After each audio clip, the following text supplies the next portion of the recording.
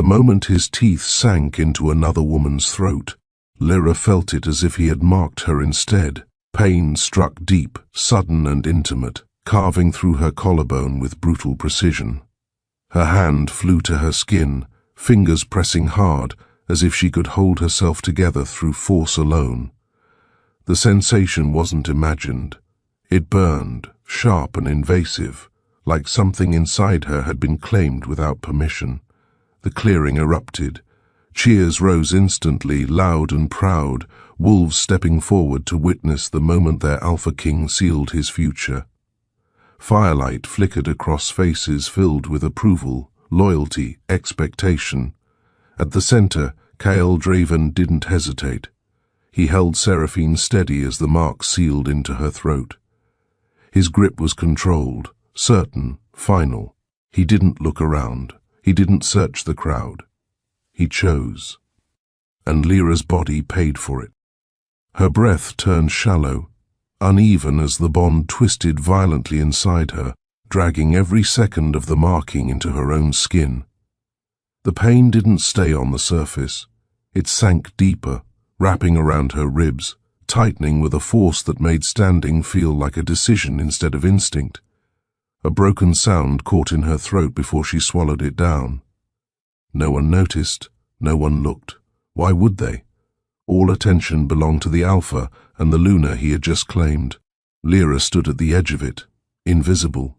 Her knees weakened for a fraction of a second, but she forced them steady, locking herself into place.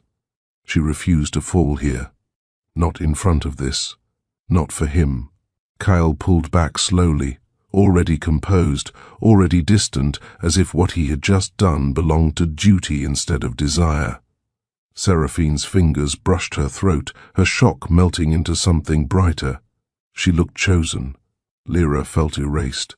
A quiet voice rose nearby, filled with admiration. "That's what it looks like when an Alpha King claims his Luna." Lyra swallowed. She knew what it felt like. She was still feeling it. Her fingers pressed harder into her collarbone as the bond pulsed again, refusing to release her from something that was never meant to belong to her. "He didn't choose you." The thought settled, cold, unavoidable, and still the connection remained. Kyle's gaze lifted, scanning the crowd with quiet authority. It passed over her, didn't stop, didn't recognize. That was when everything inside her broke. Not when he marked another woman, not when the pain hit. When he looked at her and saw nothing. A slow breath left her lungs, controlled despite the storm inside her. Something shifted then, settling into place with a clarity that cut deeper than pain. "You don't get to break me and still keep me," she whispered. No one heard. Good. This wasn't for them. She stepped back once, then again, still unnoticed. The pain sharpened. "You chose her," she said quietly, her gaze fixed on him one last time. "So I choose me." This time, she turned. The bond pulled hard, resisting, tightening, refusing to let go. She ignored it.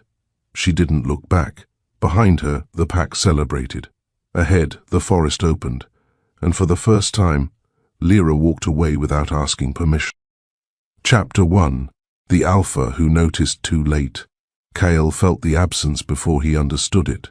The clearing still pulsed with celebration, voices rising, approval echoing through the night as the bond sealed between him and Seraphine. Everything aligned exactly as it should have. The pack stood united, stability secured, power reinforced.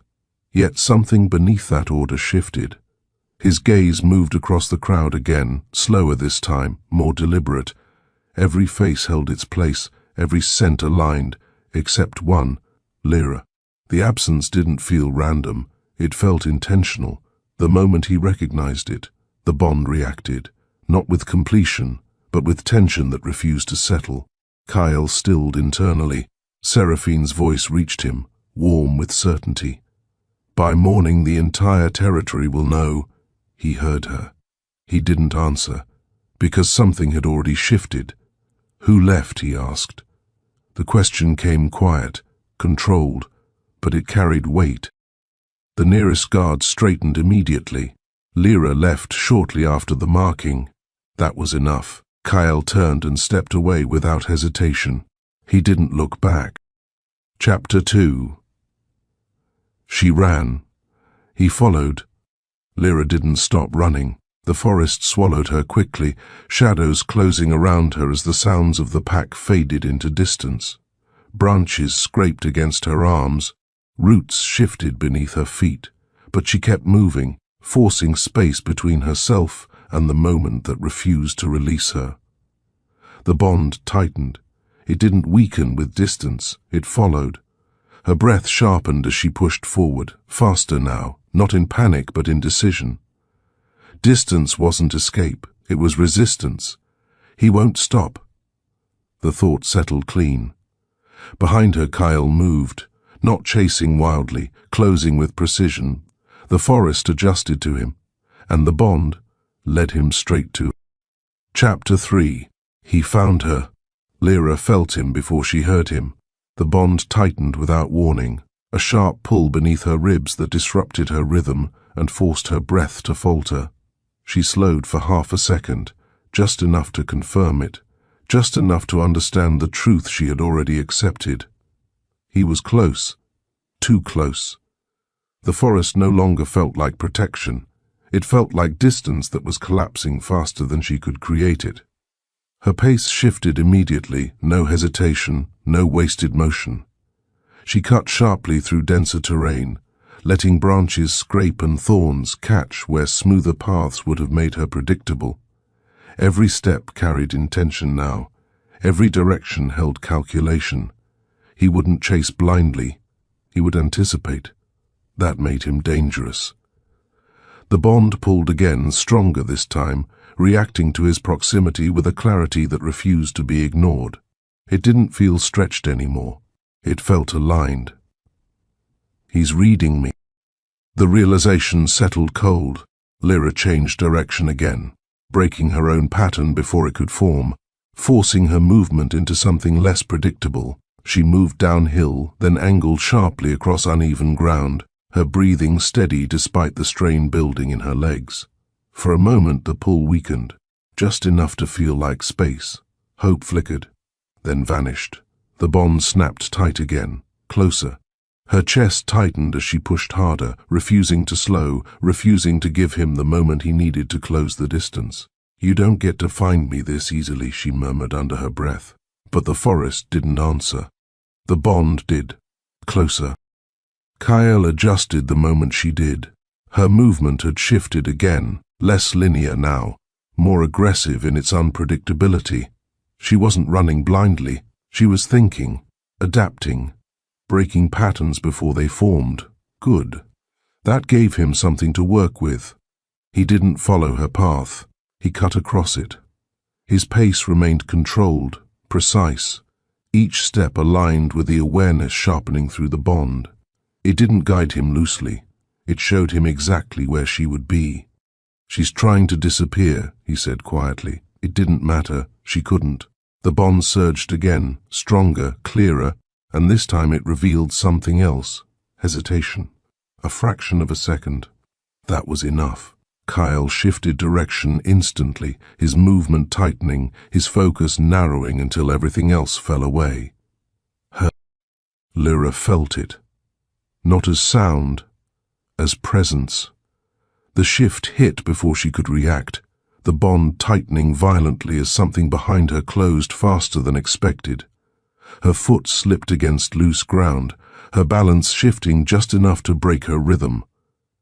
She caught herself against a tree, breath breaking harder now, too close. She pushed forward again, forcing her body to respond despite the strain, cutting uphill where the terrain turned sharper, the climb forcing effort into every movement. The bond pulsed, right behind her. Her chest tightened. "You don't get to do this," she whispered, her voice unsteady for the first time. "You don't get to chase me after choosing someone else." The words didn't slow him. Nothing would. Kyle reached her before she could move again. His hand closed around her arm, firm and controlled. stopping her momentum without force but with certainty. The contact sent a sharp surge through the bond, stronger than anything before, forcing both of them into full awareness of the connection they had tried to define and deny. Lyra's breath shattered. She twisted instinctively, pulling against his hold, but he didn't let go. He stepped closer, grounding her movement, turning escape into confrontation in a single motion. "Running isn't going to end this." His voice came low, steady, but something beneath it had changed. Edge. Lyra turned fully toward him, her chest rising and falling harder now, the control she had held beginning to slip under the intensity of the moment. "Neither is chasing me." The words came sharp, cutting through the space between them. The bond tightened violently, reacting to proximity, to contact, to everything neither of them could ignore anymore. Kyle didn't release her. His grip shifted slightly, steadying rather than restraining, anchoring her there as his gaze locked onto hers with a focus that left no room for distance. "You ran," he said. Lyra's jaw tightened. "You marked her." The words hit harder, because they still carried weight, because they always would. The bond surged again, reacting to both truths colliding without resolution. Kyle stepped closer, closing what little space remained, his presence overwhelming, controlled but unrelenting.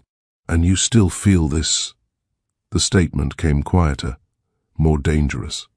Lyra's breath caught, and this time she didn't hide it. "Don't twist this into something it's not," she said, her voice tightening, emotion breaking through despite her control. "I felt it because you broke something, not because I belong to you." The words landed, and for a moment, Kyle didn't respond, because this time he understood the difference. The bond tightened again, not pulling them apart, pulling them closer. Kyle's gaze didn't leave hers as something in him settled into place with dangerous clarity. "You can call it broken," he said quietly, a pause. Then, "But you're still the one I came back for." The words hit hard, because they weren't controlled anymore. They were personal, and Lyra, for the first time since she ran, didn't know how to answer. Chapter 4. The Collision. "You're still the one I came back for." The words settled into her with a weight that refused to pass. Lyra felt the bond react instantly, tightening beneath her skin with a pull that no longer felt distant or fractured.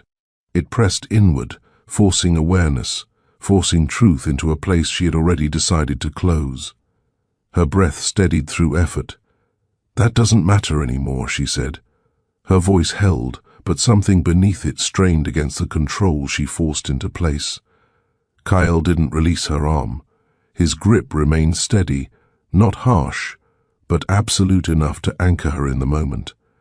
His gaze held hers with a focus that stripped away everything unnecessary, everything that could be used to avoid what stood between them. "It matters now," he said. The tone stayed low. That made it heavier. Lyra's eyes sharpened, something fierce breaking through the quiet restraint she had carried for too long.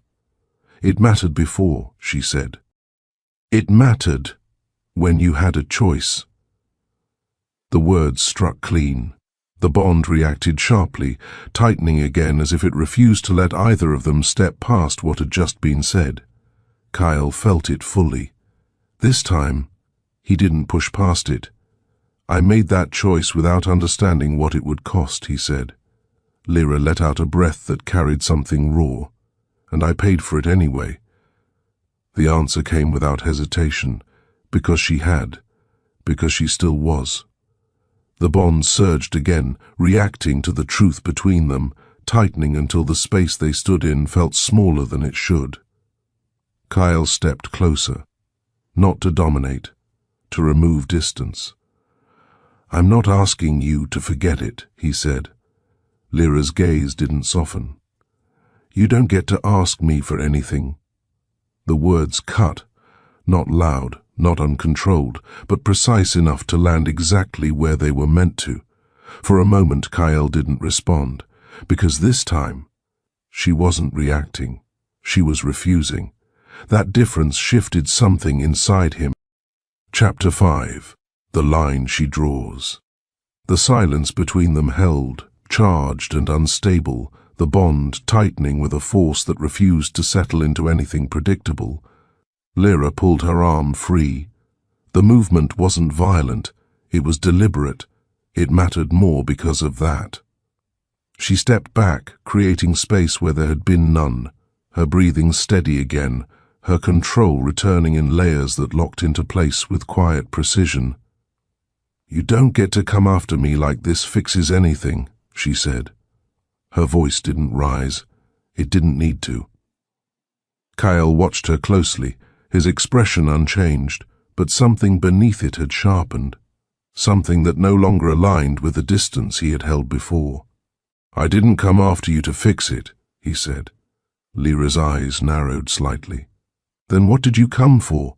The question came fast, demanding, and this time he didn't hesitate. "You."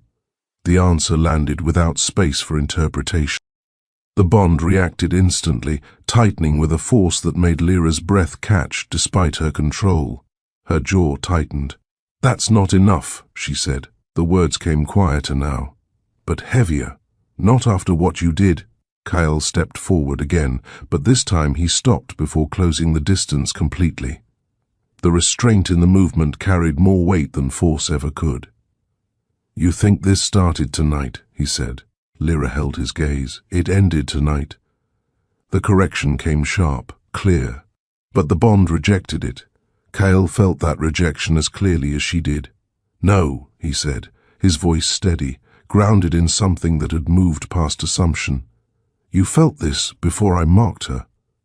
Lyra didn't answer immediately, because the truth in that pressed too close.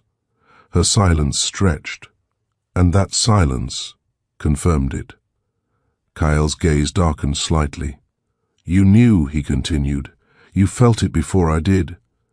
Lyra exhaled slowly, something in her expression shifting, not into weakness, but into something colder. "And you still chose her." The words landed. Final. Because that was the part that mattered. The bond surged again, reacting to the fracture between them, to the truth neither of them could rewrite. Kyle didn't deny it. He stepped closer again, removing the last of the space she had created, forcing the moment back into something immediate. "I chose the pack," he said. Lyra's lips curved faintly. No humor, just clarity, and I learned exactly where that leaves me. Chapter 6. The Shift. The air between them changed, not gradually, decisively. Kyle felt it first, as something settling into place, something that no longer allowed him to stand at a distance from what this was. The bond didn't feel unstable anymore. It felt directed, toward her. Lyra felt it too, that shift, that alignment. And it unsettled her more than anything else had. "You don't get to rewrite this because you finally noticed," she said. The words came controlled, but they carried something deeper now, something closer to breaking through. Kyle's gaze didn't waver. "This isn't rewriting anything," he said.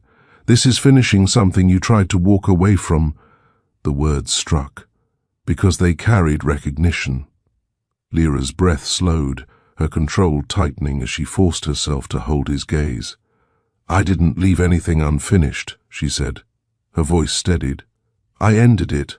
The bond reacted sharply, tightening with a force that rejected the finality in her words. Kyle felt it, understood it, and this time, he didn't let her define it. "You left before you understood it," he said. Lyra's eyes sharpened. "I understood enough." The answer came immediately, because for her, that was the truth that mattered. Kyle stepped closer again, forcing the tension between them into something that couldn't remain distant. "You understood what I did," he said. A pause. Then, You didn't understand what it meant. The words settled deeper. Lyra's breath caught, just for a second, then steadied. Then say it, she said. The challenge came quieter, more dangerous. Say what it meant. Kyle didn't look away, because now he knew. That mark binds the pack, he said. The words came measured. But it doesn't replace this. The bond surged sharply, reacting instantly, confirming what he had just said in a way neither of them could ignore.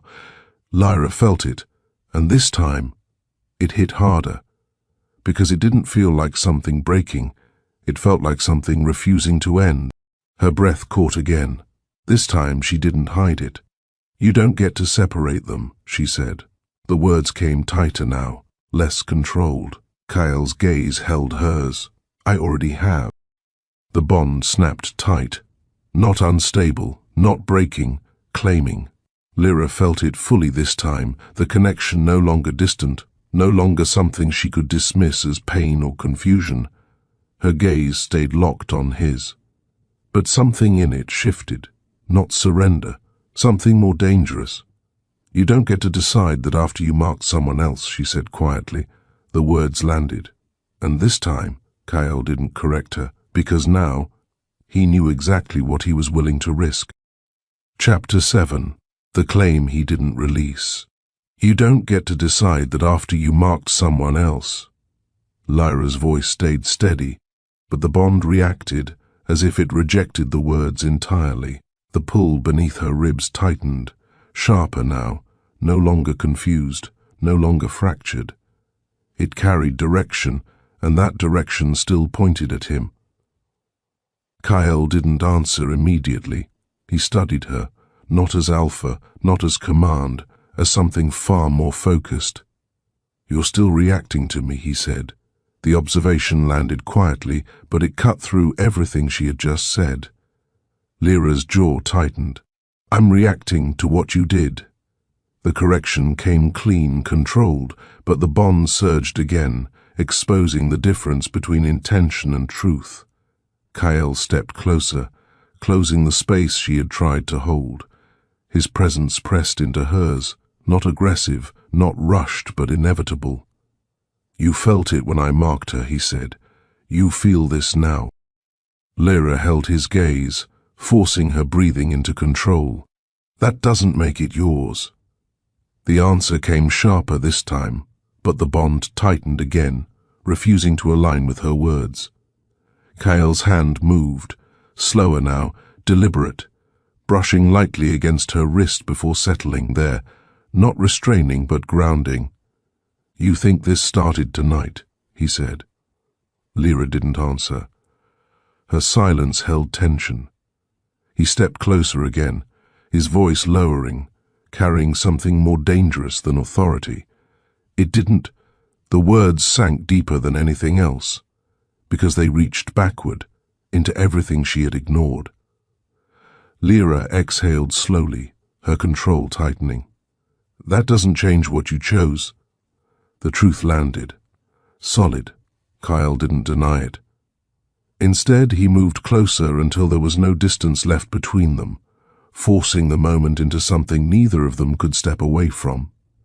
You think that Mark ends this, he said. Lyra's eyes sharpened. I know it does. The certainty in her voice held, but the bond rejected it instantly, tightening with a force that pulled harder instead of breaking. Kyle felt it, understood it. That Mark binds the pack, he said. It doesn't decide this.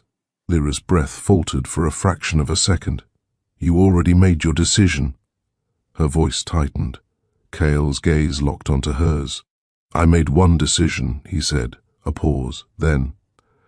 I'm making another. The shift landed, not just in words, in the bond. Lyra felt it. Chapter 8. When the Luna arrives. The bond shifted, not between them, beyond them. Lyra felt it first as a sharp disturbance beneath everything else, something foreign pushing into the connection, stretching it wider than it should have gone. Her expression changed. Kyle noticed instantly. What is it? Lyra didn't look away from him. She felt you leave. The words came quiet, certain. Kyle gaze darkened. Seraphine.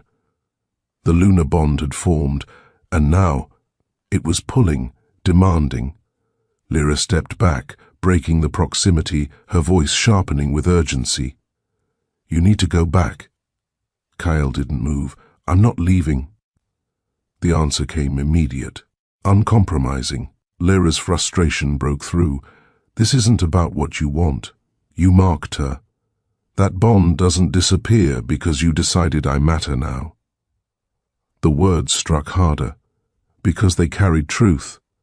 The bond surged violently, reacting to both realities at once. Kyle stepped forward again, closing distance she tried to create. You matter now, because you always did. Lyra shook her head, something in her finally breaking through control. Then you should have chosen me. The words came out before she could stop them. Silence followed, sharp, heavy, because now there was no denial left. The forest shifted, not from them, from what was coming.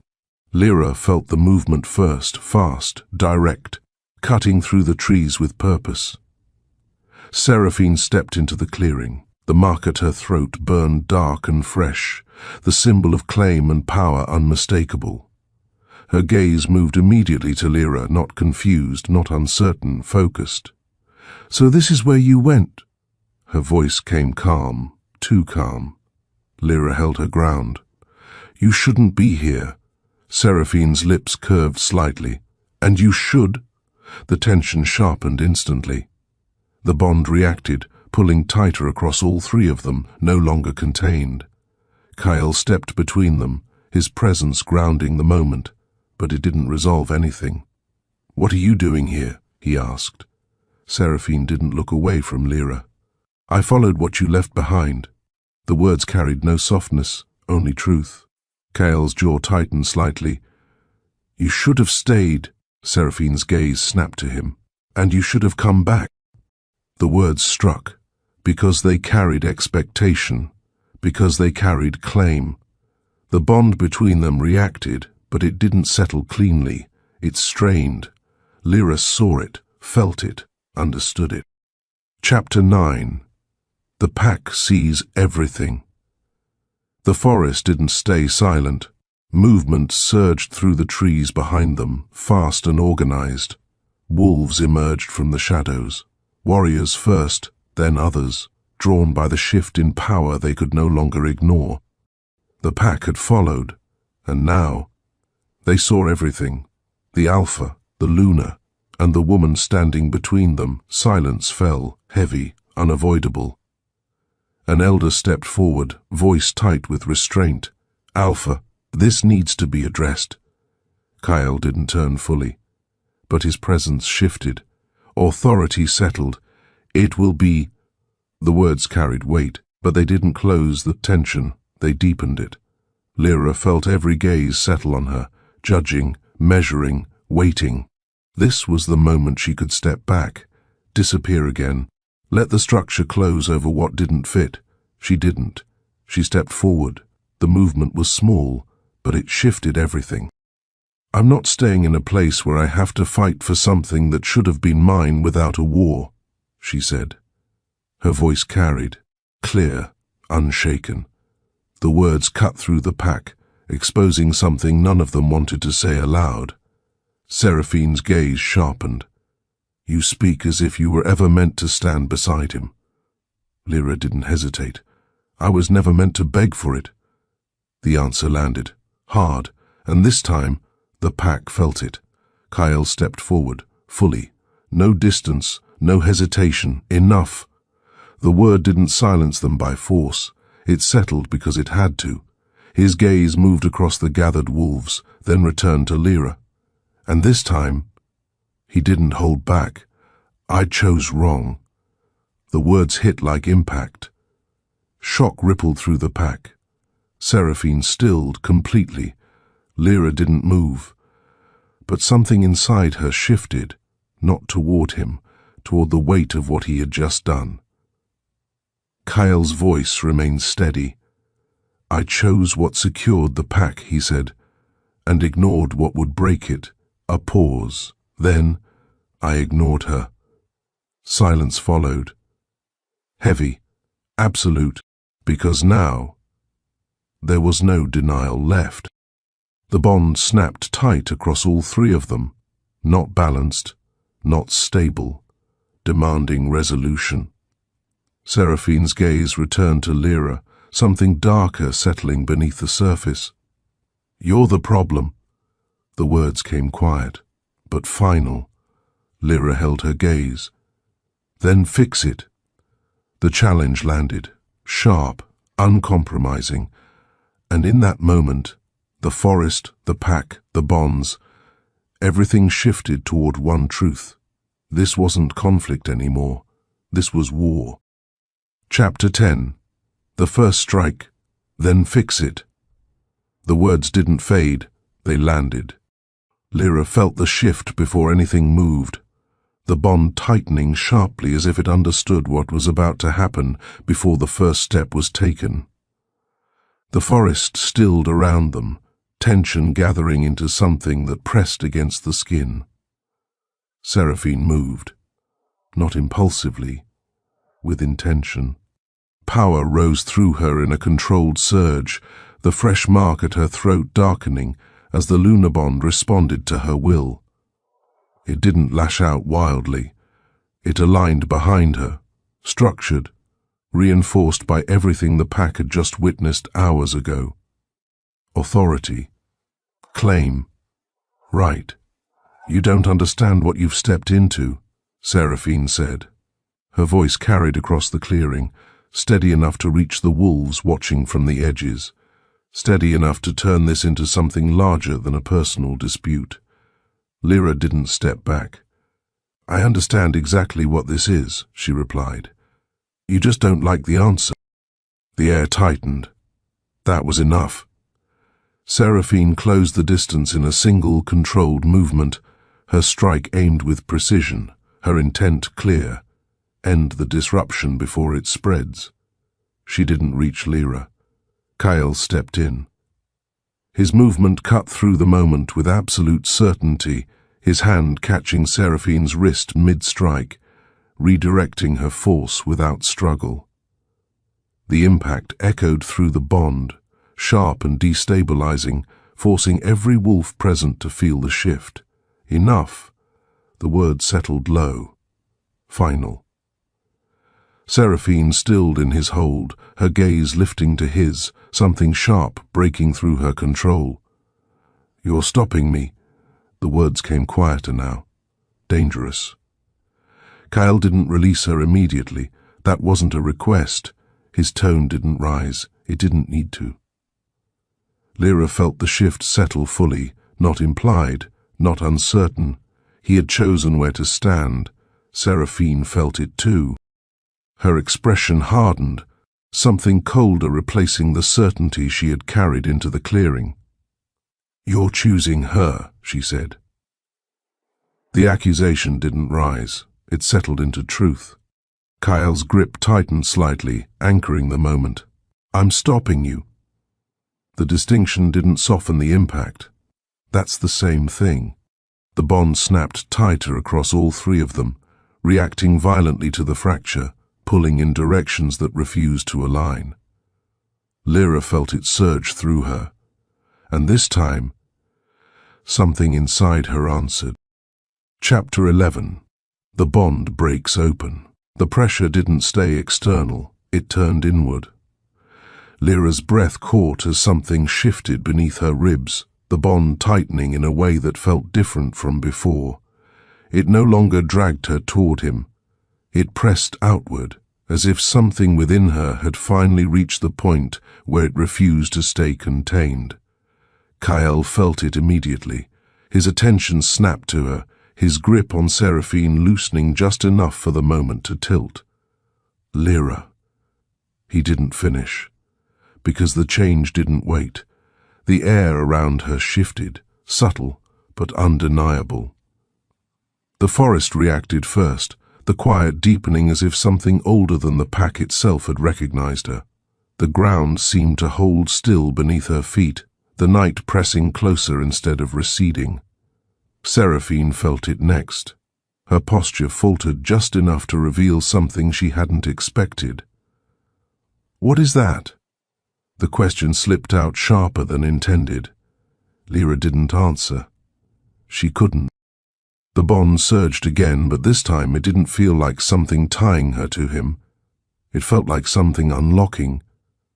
Her hand pressed briefly against her chest, her breathing uneven for a single moment before it steadied again, deeper now, stronger. Kyle stepped closer instinctively, his focus locking onto her with a precision that excluded everything else. "Stay with me," he said. The words came low, grounding. Lyra lifted her gaze, and something in it had changed. The pain remained, the fracture, the anger. But beneath it, there was clarity, strength, something that hadn't been there before. "I'm not breaking," she said quietly. The words settled, and the bond aligned. Seraphine took a step back, small, but it mattered, because now she understood. This wasn't just connection. This was something else, something that didn't belong to her, didn't belong to the structure she had just been placed at the center of. "This shouldn't exist," she said. Her voice carried less certainty now. Lyra held her gaze. "It does." Chapter 12. The pack fractures. The wolves at the edge of the clearing shifted. What had begun as observation turned into uncertainty, then into something sharper. Whispers moved through them, quiet at first, then spreading as realization took hold. This wasn't a contained conflict. This was a structural failure. An elder stepped forward again, more urgent now. "Alpha, this is destabilizing the pack." Kyle didn't look away from Lyra. "I'm aware." The answer came steady, unmoved. That unsettled them more than denial would have. Seraphine's gaze returned to him, sharper now, recalculating. "You would let this stand?" she asked. Kyle turned to her fully this time. "Yes." The word didn't hesitate. Shock rippled outward, because now he wasn't containing it, he was allowing it. Lyra felt every eye settle on her again, but this time it didn't carry the same weight. It didn't press her backward. It sharpened her presence instead. She stepped forward again, deliberate. "I'm not something that disrupts your order," she said. "I'm the part of it you ignored until it broke." The words cut through the gathering. Not loud, but undeniable. Kyle's gaze shifted back to her, something in it tightening, not with resistance, but with recognition. Seraphine's composure hardened again. "You think that gives you a place here," she said. Lyra didn't hesitate. "It means I was always part of it." The bond surged again, reacting to the truth between them, no longer unstable. Reveal. Chapter 13. War declared. The tension reached its edge. Seraphine stepped forward again, slower this time, controlled, but carrying something far more dangerous than before. "If this stands," she said, her voice lowering, carrying across the pack with cold clarity, "then everything we just secured fractures." Kyle didn't move. "Then it wasn't stable to begin with." The answer landed. Heavy, irreversible. Seraphine studied him for a long moment, something calculating settling behind her gaze. "This doesn't end here," she said. The statement carried no emotion, only certainty. Lyra held her gaze. "I know." The response came just as steady. That was the moment it shifted fully. Not tension, not conflict, war. The bond tightened across all three of them, no longer contained, no longer balanced, pulling towards something that would not resolve without consequence. Kyle stepped forward, positioning himself beside Lyra. Not in front, beside. That choice, that placement, said everything. The pack felt it. Seraphine saw it, and this time, she didn't try to stop it. She stepped back, not in retreat, in strategy. Then we'll see what survives it, she said quietly. The forest didn't feel like territory anymore. It felt like ground that would be fought over. Lyra stood her position, the bond steady now, no longer pulling her in confusion. It connected, it revealed, it waited. Kyle didn't look away from her. "I won't let this destroy you," he said. Lyra's gaze held his. "You don't get to decide that either." The word settled, sharp, true, and this time he didn't argue, because now they were both part of something that couldn't be controlled, only survived. Chapter 14. The night the Alpha broke his own law. The clearing did not empty after Seraphine stepped back. That would have been too easy. The wolves remained where they were, some rigid with loyalty, some visibly shaken, all of them caught between what they had always known and what had just happened in front of them. Firelight from the distant celebration still stained the edges of the forest in dull gold, but it no longer looked like celebration. It looked like the remains of something that had already burned through itself. Kyle felt every eye on him. He had worn that weight for years. He understood the shape of expectation better than any wolf standing there. He knew how authority should move, how leadership should speak, how an Alpha King was meant to close a fracture before it became visible. Tonight he had done the opposite. He had stepped into it. He had chosen where to stand. And now the entire pack was waiting to see whether he would deny what they had just witnessed, or make the unforgivable worse by naming it aloud. Lyra stood beside him, not behind him, not within his shadow, and that mattered more than any speech he could give. He could feel the change in her through the bond, no longer jagged in the way it had been at the beginning of the night. The pain remained. The betrayal remained. But beneath both, something stronger had taken root. She was no longer simply enduring the moment, she was standing inside it. That unsettled him in ways he did not show. An elder stepped forward again, this time without the caution of someone seeking permission. Age had stripped him of fear and polished him into bluntness. "Alpha," he said, voice carrying enough to still the whispers gathering along the edges of the clearing. "This cannot remain unresolved. The Luna has been marked. The pack witnessed it. The alliance has already been sealed." Kyle looked at him fully. "Then perhaps the alliance should have been built on something stronger than appearance." The words landed like a strike. Several wolves stiffened.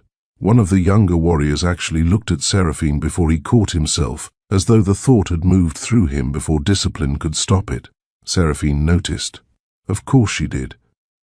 She stood with perfect posture, the mark on her throat dark against her skin, the visible symbol of everything the pack had just celebrated. She had regained her stillness. But Kyle knew enough about people who held power carefully to recognize the danger in her composure. She was not retreating into hurt, she was reorganizing it. When she spoke, her voice carried beautifully. That, more than anger, made it dangerous. "You are speaking as if this is a private disagreement," she said. "It is not. You marked me before the pack. You gave them a Luna. You tied your authority to mine. You tied mine to theirs. If you make a spectacle of undoing that tonight, you do not merely embarrass me. You weaken every promise this territory rests on." Kyle heard the intelligence in it, so did everyone else. This was why she had been chosen. She understood structure. She knew how to turn perception into pressure and duty into leverage. In another life, another version of the night, he might have admired it. But admiration was not the problem. Lyra said nothing, yet the bond sharpened around that silence, and Kyle knew without looking that she had heard the deeper meaning in Seraphine's words.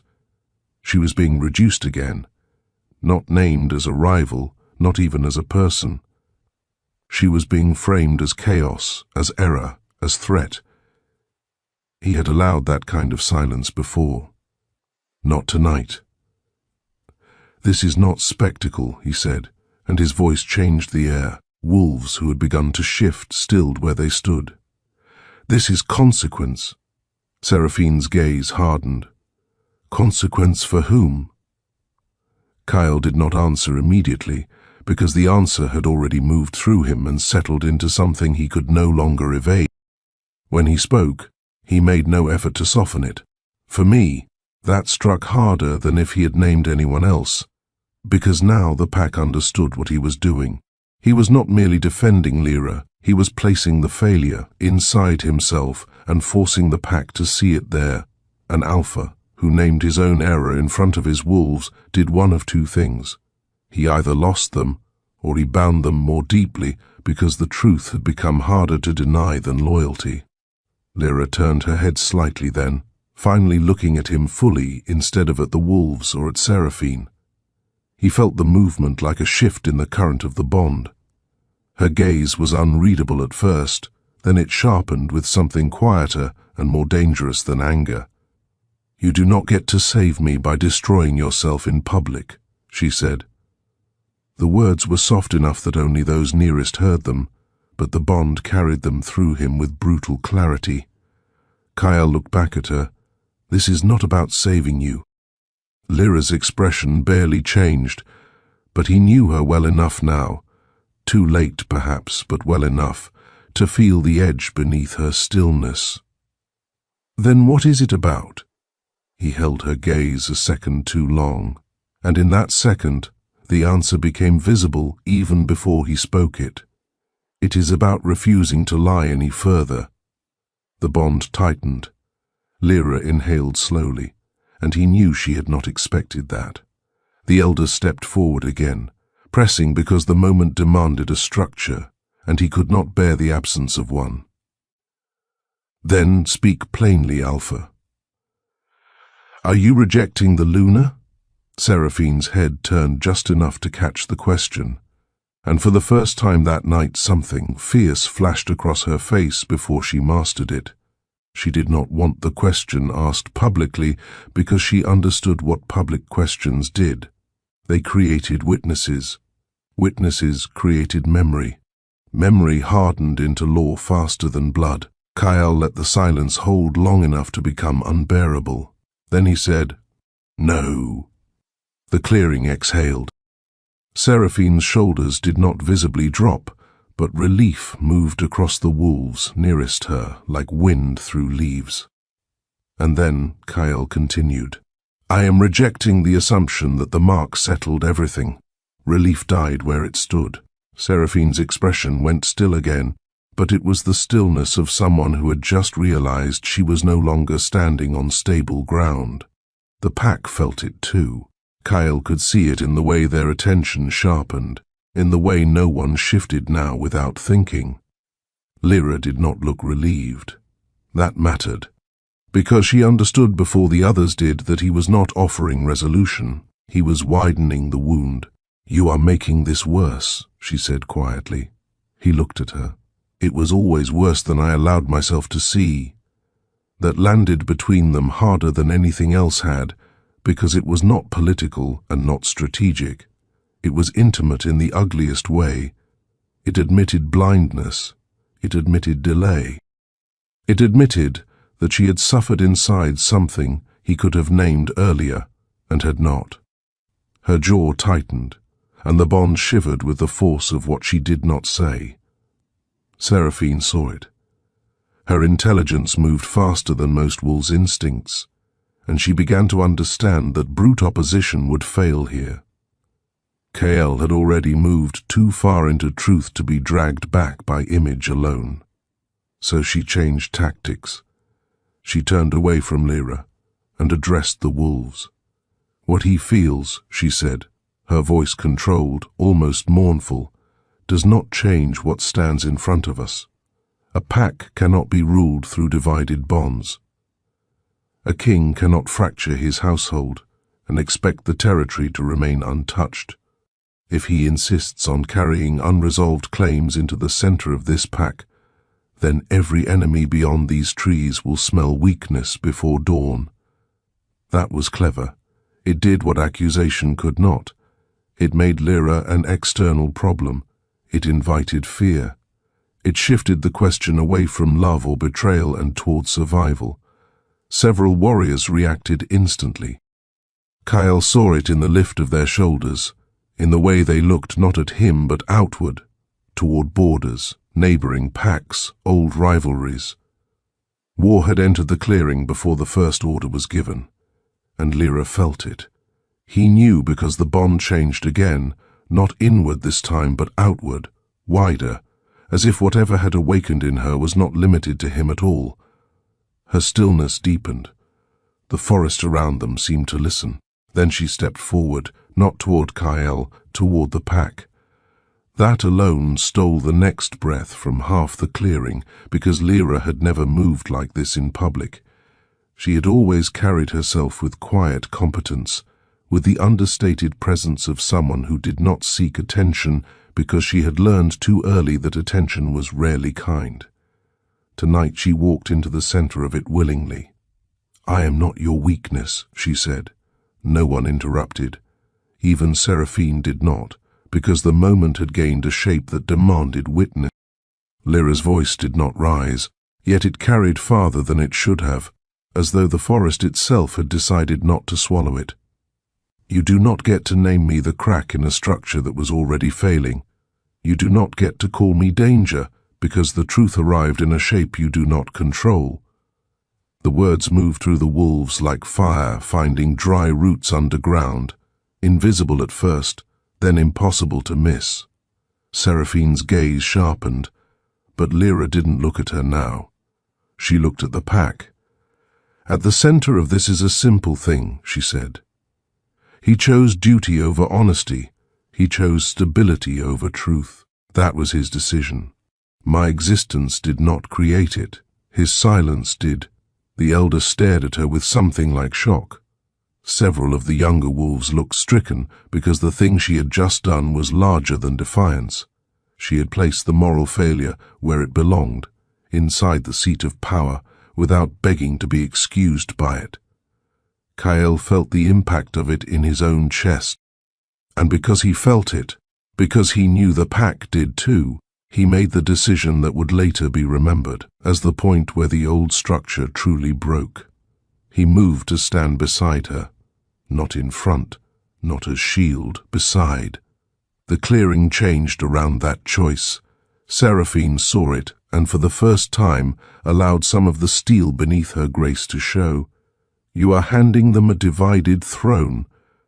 Kyle's answer came without delay. "Then they will have to decide whether they want a throne built on lies."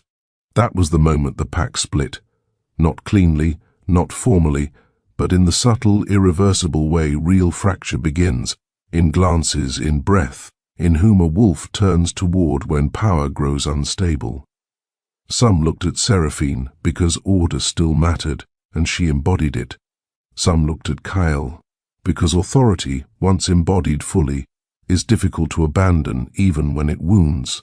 And some, fewer, but not as few as anyone had expected, looked at Lyra. She felt them. He knew she did. The bond widened again, and what had once been only pain between them had become something broader, more dangerous, something that seemed to listen not only to him, but to the currents of the territory itself. Seraphine felt that too. It changed her eyes. Not fear, calculation. She was too intelligent to panic publicly. Instead, she stepped back and let the clearing watch her become colder. "This will not end here," she said. Lyra finally looked at her. "No," she said, "it starts here." The simplicity of it hit harder than a threat. Kyle saw exactly what Seraphine saw. In that moment, Lyra was no longer merely the woman who had been overlooked. She was becoming the axis around which the unresolved truth of the pack would turn. That could not be tolerated by anyone who wanted the old order to survive unchanged. And because Seraphine understood power, she did not strike again. She withdrew, not from weakness, to prepare. When she turned and walked back toward the heart of the packlands, a cluster of wolves moved with her almost unconsciously. The old order had just found its center of resistance. The rest stayed. Kyle watched her go, then looked at the pack that remained. "No one speaks of this beyond the territory tonight," he said. One of the warriors, young enough to still confuse courage with speed, said, "They will know by morning anyway." Kyle turned his head slowly. "Then dawn will come with my words, not with your fear." The warrior lowered his gaze immediately. Orders began to move after that, sharp and disciplined, but the clearing had already changed too much for discipline to hide it. Scouts were redirected, elders summoned, inner circle wolves sent for. No one asked why Lyra was still standing beside him. That question had already answered itself. At last the clearing began to thin. The wolves withdrew in controlled waves, each one carrying the night away inside memory that would harden before sunrise. Lyra waited until the last of them disappeared before she spoke. "You should have let her hit me." Kyle turned to her, the night suddenly quieter without witnesses. "No." The answer came too quickly for strategy. Her gaze lifted to him. "That would have been easier." He looked at her for a long moment. "For whom?" Lyra gave a quiet, bitter breath. "For everyone."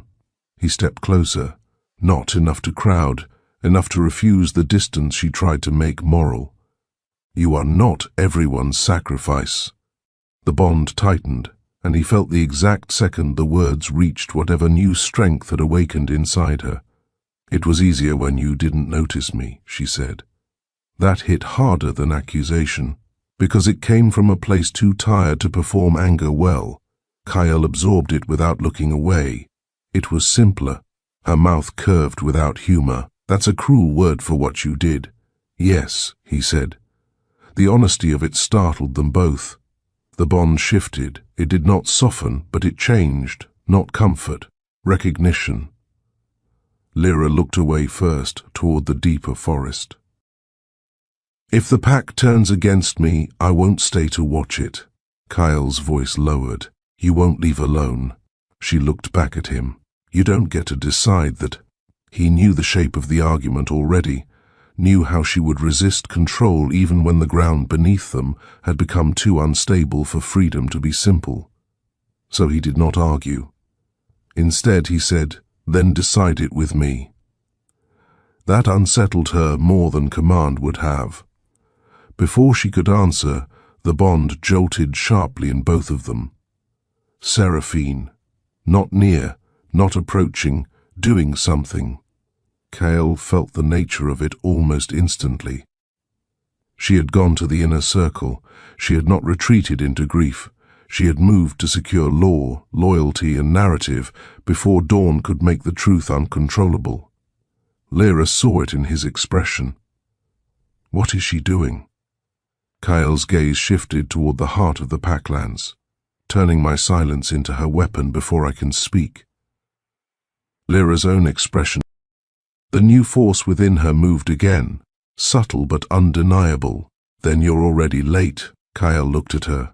She was right. And this time, lateness would cost more than one woman's heartbreak. It would cost the entire shape of the territory. He held her gaze one moment longer, then said, "Come with me." Lyra's eyes hardened on instinct. "Into the center of the pack. After tonight?" "Yes." Her laugh was quiet and hard. "That sounds less like trust and more like execution. If I wanted you cornered, I would have done it before witnesses." The truth in that stripped the air between them down to nerve. She studied him, the bond taut and listening. Then, to his surprise and perhaps to hers, she said, "Fine." The word was not agreement, it was challenge, and he accepted it. They moved through the trees side by side, not touching, though the bond between them felt more present than skin. The Packlands opened ahead, in widening bands of torchlight and motion. Wolves were already awake beyond the celebration now, summoned by the shift in authority they had sensed before they understood it.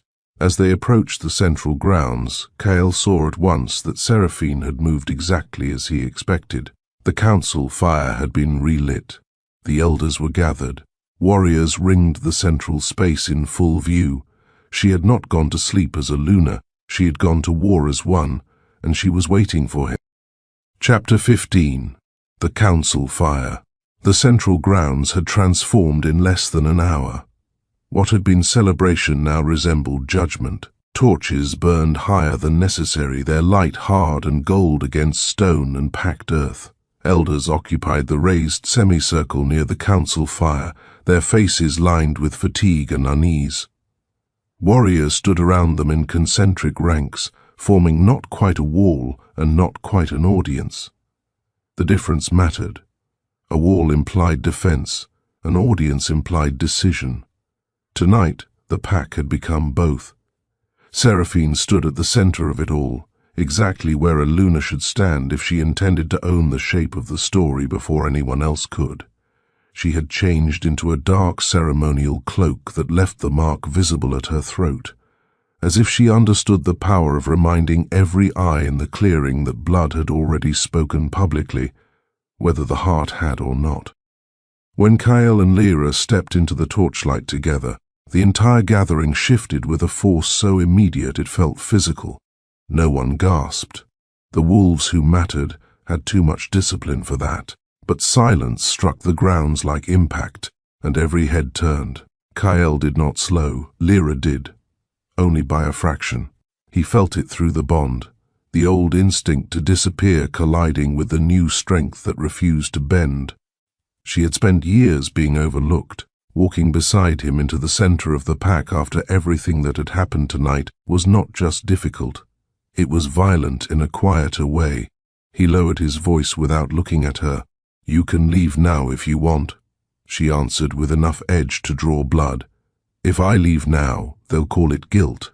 Then let them choke on disappointment." Her breath almost caught, almost. But she stayed. That mattered more than either of them said. An elder rose, old enough that the motion should have been slow, but tonight outrage sharpened him. "Alpha King," he said, voice carrying clearly across the grounds.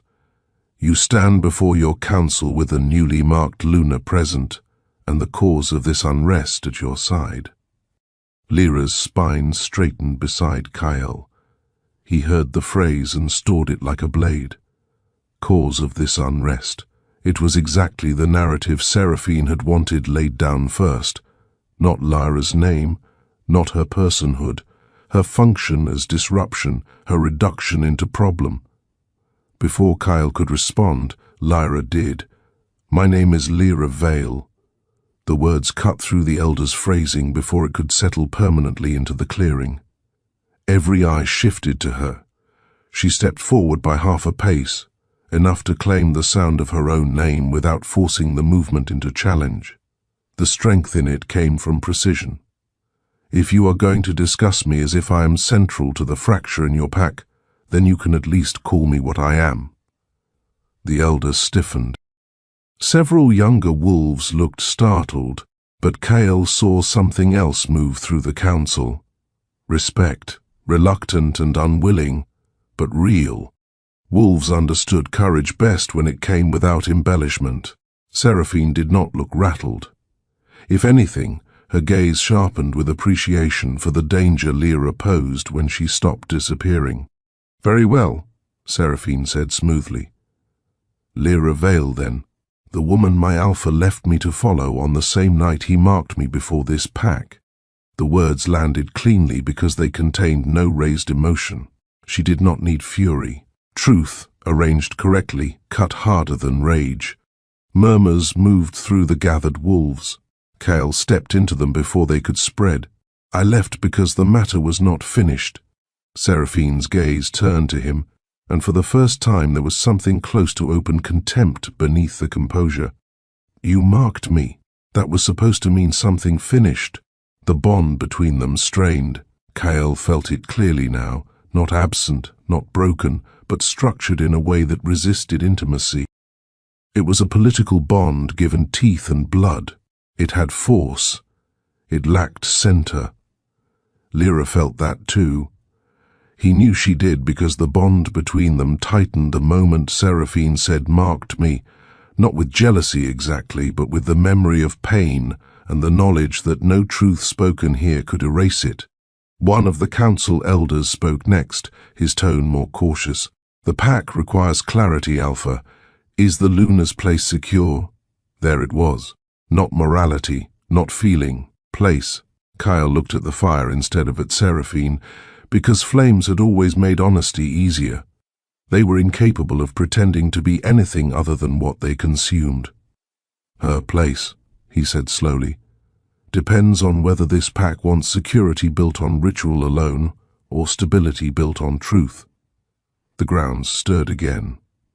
Seraphine stepped forward, her cloak shifting like shadow around her. "Do not make the mistake of turning your regret into philosophy. You chose me in front of them because you knew what leadership required." Kyle looked at her fully now. "I chose you because I believed the pack needed what you represented."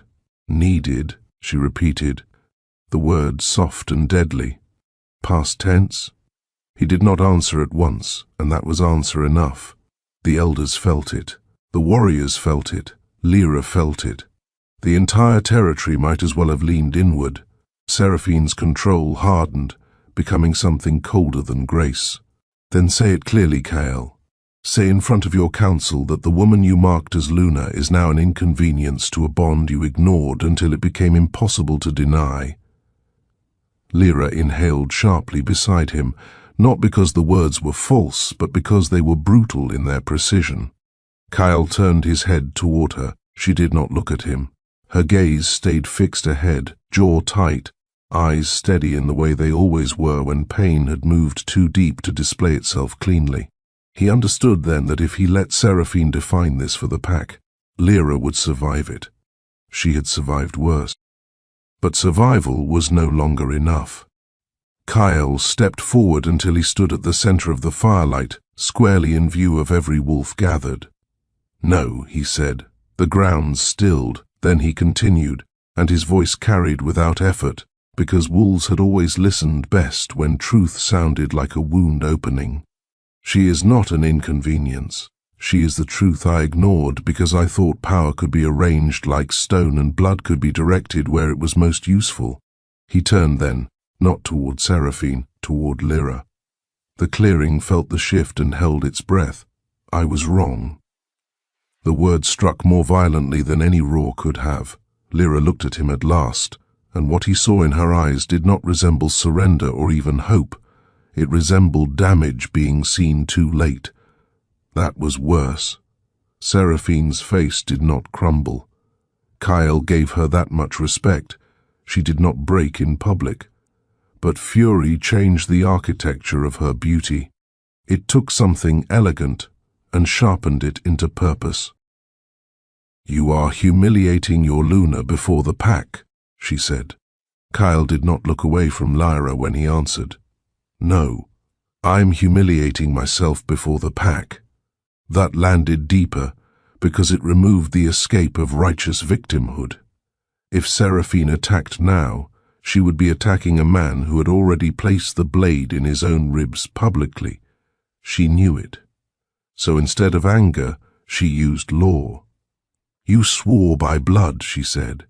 "If you weaken the Luna bond publicly, rival territories will scent instability before dawn. Challenges will come. Border pacts will test us. The Council will be forced to choose whether this territory is still ruled by an Alpha or by his guilt." A murmur moved through the elders. This was the real battlefield now. Kyle answered without delay. "Then let them come." That shook the grounds more than the confession had, because warriors understood what those words meant. It was not metaphor, it was readiness. Border tensions, old rivals, ambitious sub-alphas, every one of them would smell opportunity in divided leadership. Lyra turned fully toward him then. Her voice was low enough that only those closest heard it, but the bond carried it through him with lethal clarity. "You would risk war for this." He met her gaze. "I risked worse by pretending it was nothing." The bond tightened, and for the first time that night, the pain inside it began to take on another shape, not forgiveness, nothing that easy, but something larger than immediate hurt. Something like the dangerous beginning of belief. Lyra seemed to feel it too, and it frightened her. Good, he thought grimly. It frightened him as well. Seraphine saw the moment between them and understood exactly how perilous it was. Her instincts were excellent. She no longer tried to cut Lyra out directly. Instead, she turned to the council. "If he speaks from guilt, this pack bleeds for it," she said. "If he speaks from truth, then he confesses he took a Luna in bad faith. Which law do you prefer to break first?" Smart. It forced the elders into legal fracture. They began speaking over one another. Blood law, territorial alliances, the sanctity of public marking, the authority of the Alpha King, the instability of divided bonds. The council fire stopped being symbolic and became what it had always been when power frayed, a furnace where the language of order was used to disguise fear. And through all of it, Lyra stood. She did not speak again immediately. She let the chaos rise. She let the pack reveal itself. Kyle felt the awakening inside her deepen, that strange widening force within the bond that had first surfaced in the forest. It responded to pressure not by collapsing, but by listening more intently. Then she moved. She walked to the center of the firelight where neither Kyle nor Seraphine stood, claiming ground that belonged to neither of them. The council noise died. That was the measure of how far the night had shifted. "If all of this rests on whether I exist quietly or visibly," she said, "then your structure was weak long before I said a word." No one interrupted. Her voice remained calm, but it had acquired a resonance now, something that seemed to travel through the firelit air differently from before. Even the warriors on the outer edge leaned subtly forward. "You are all trying to decide whether I am worth the damage my existence causes," she continued. "You are asking the wrong question. Ask instead why a pack can be shaken so completely by a truth one woman had to carry alone for years." The elder who had first called her unrest looked as though he had been struck.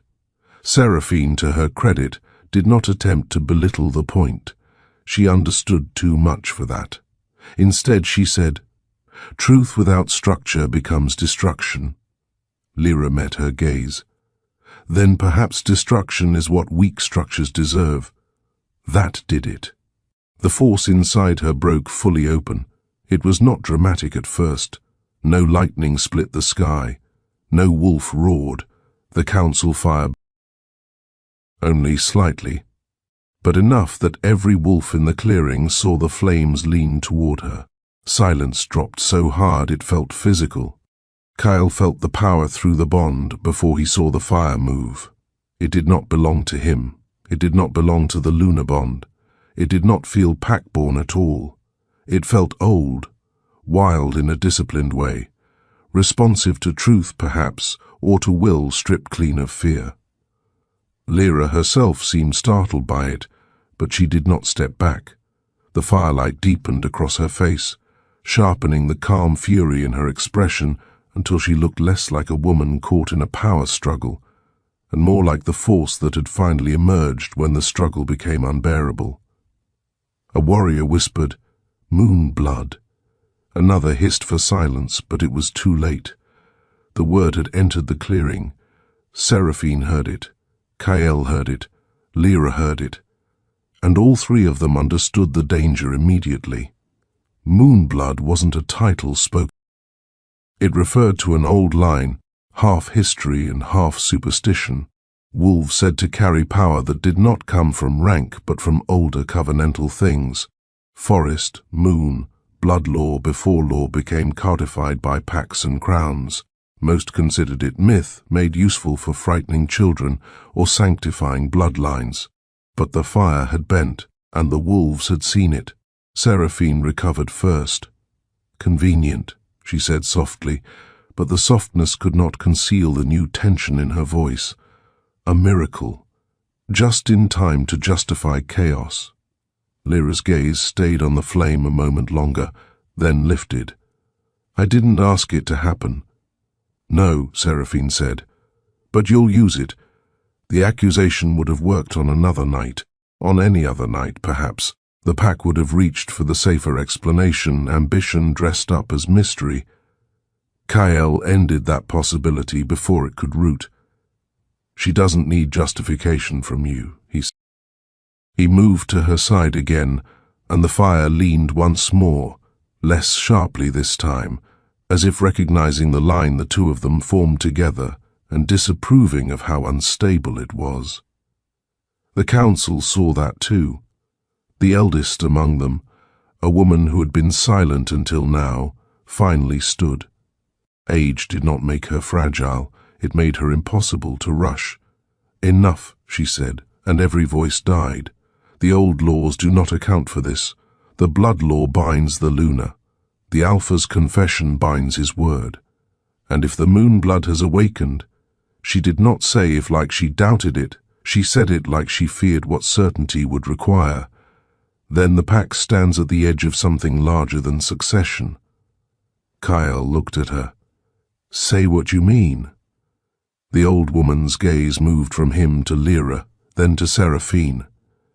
I mean the pack cannot resolve this by pretending it is one conflict.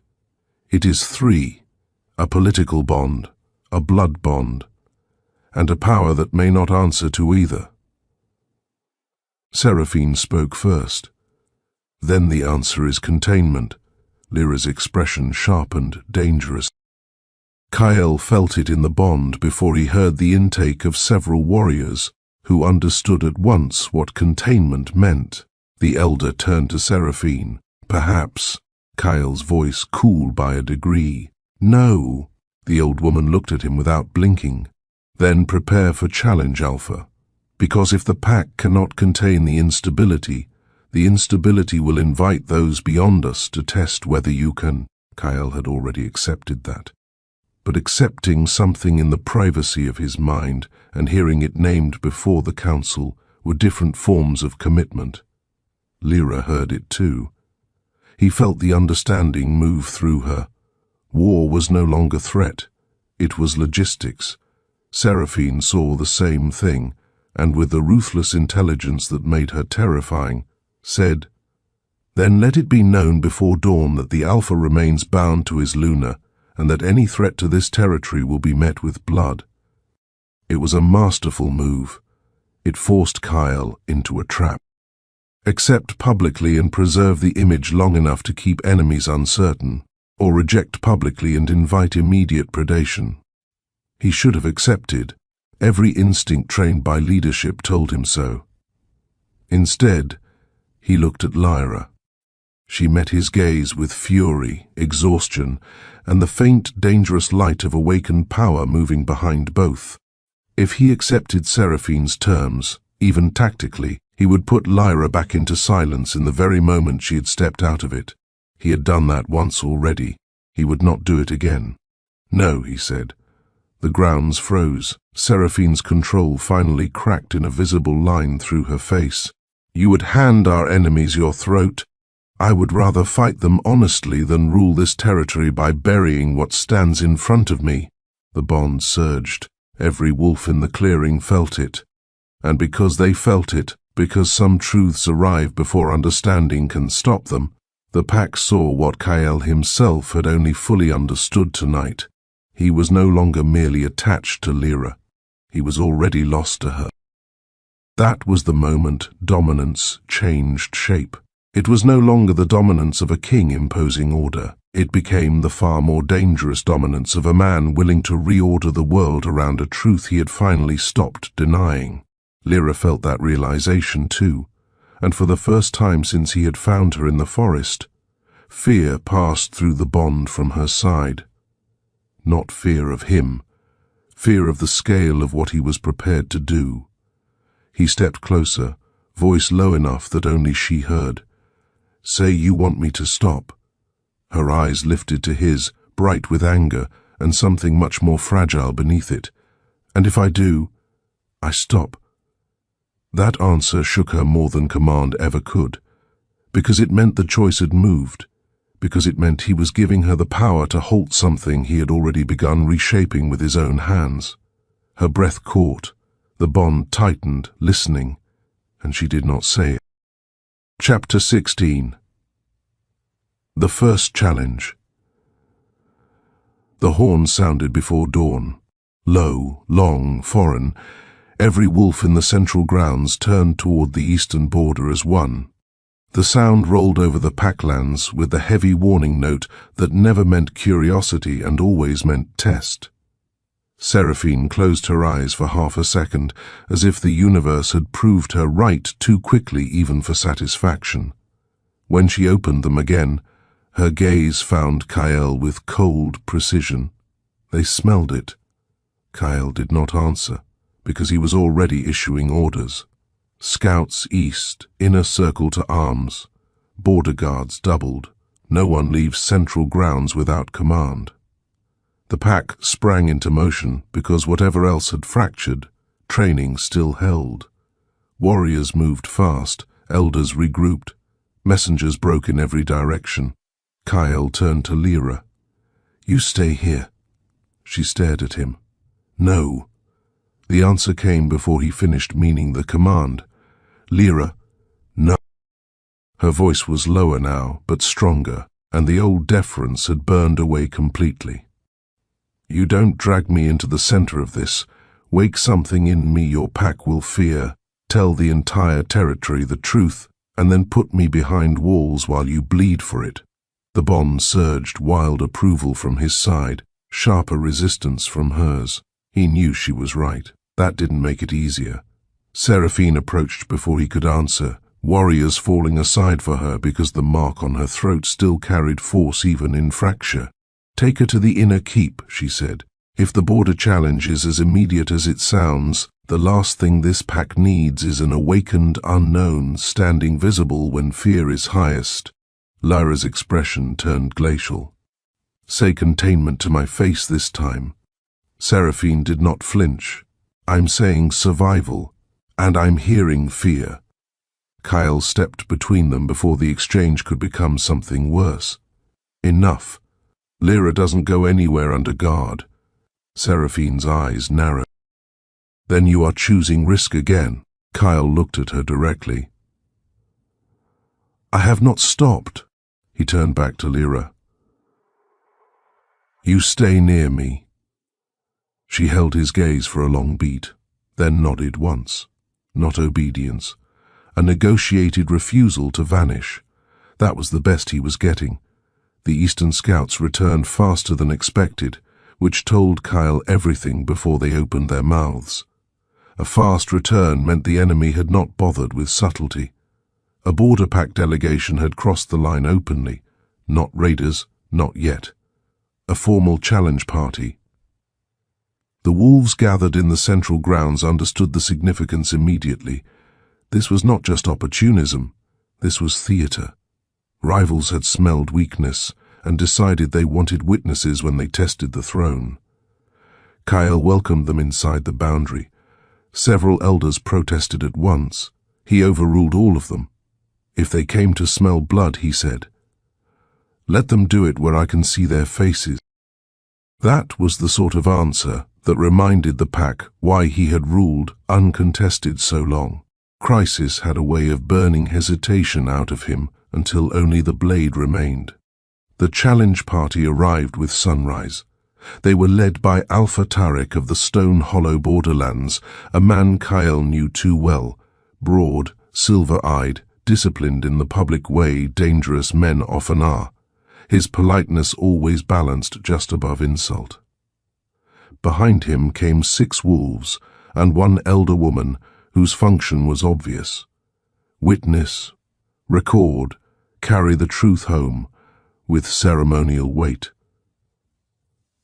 Tarek took in the grounds quickly. The council still assembled, warriors armed, Seraphine visibly marked, Lyra visible beside Kyle, and smiled the way predators do when they enter a room and realize the meal has already been wounded. "Alpha King," he said, bowing just enough to avoid open offense. "We heard your celebration carried far." Kael's expression did not shift. You crossed my border at dawn to comment on noise. Tarek's eyes moved, just briefly, to Lyra. I crossed because I heard the noise change before the fires died. There it was, challenge laid politely. Seraphine stepped forward before Kael could answer. Stone Hollow will remember its place. Tarek inclined his head to her with insulting smoothness. Luna. Then his gaze flicked once more toward Lyra. Unless the title is under discussion. The grounds tightened as one.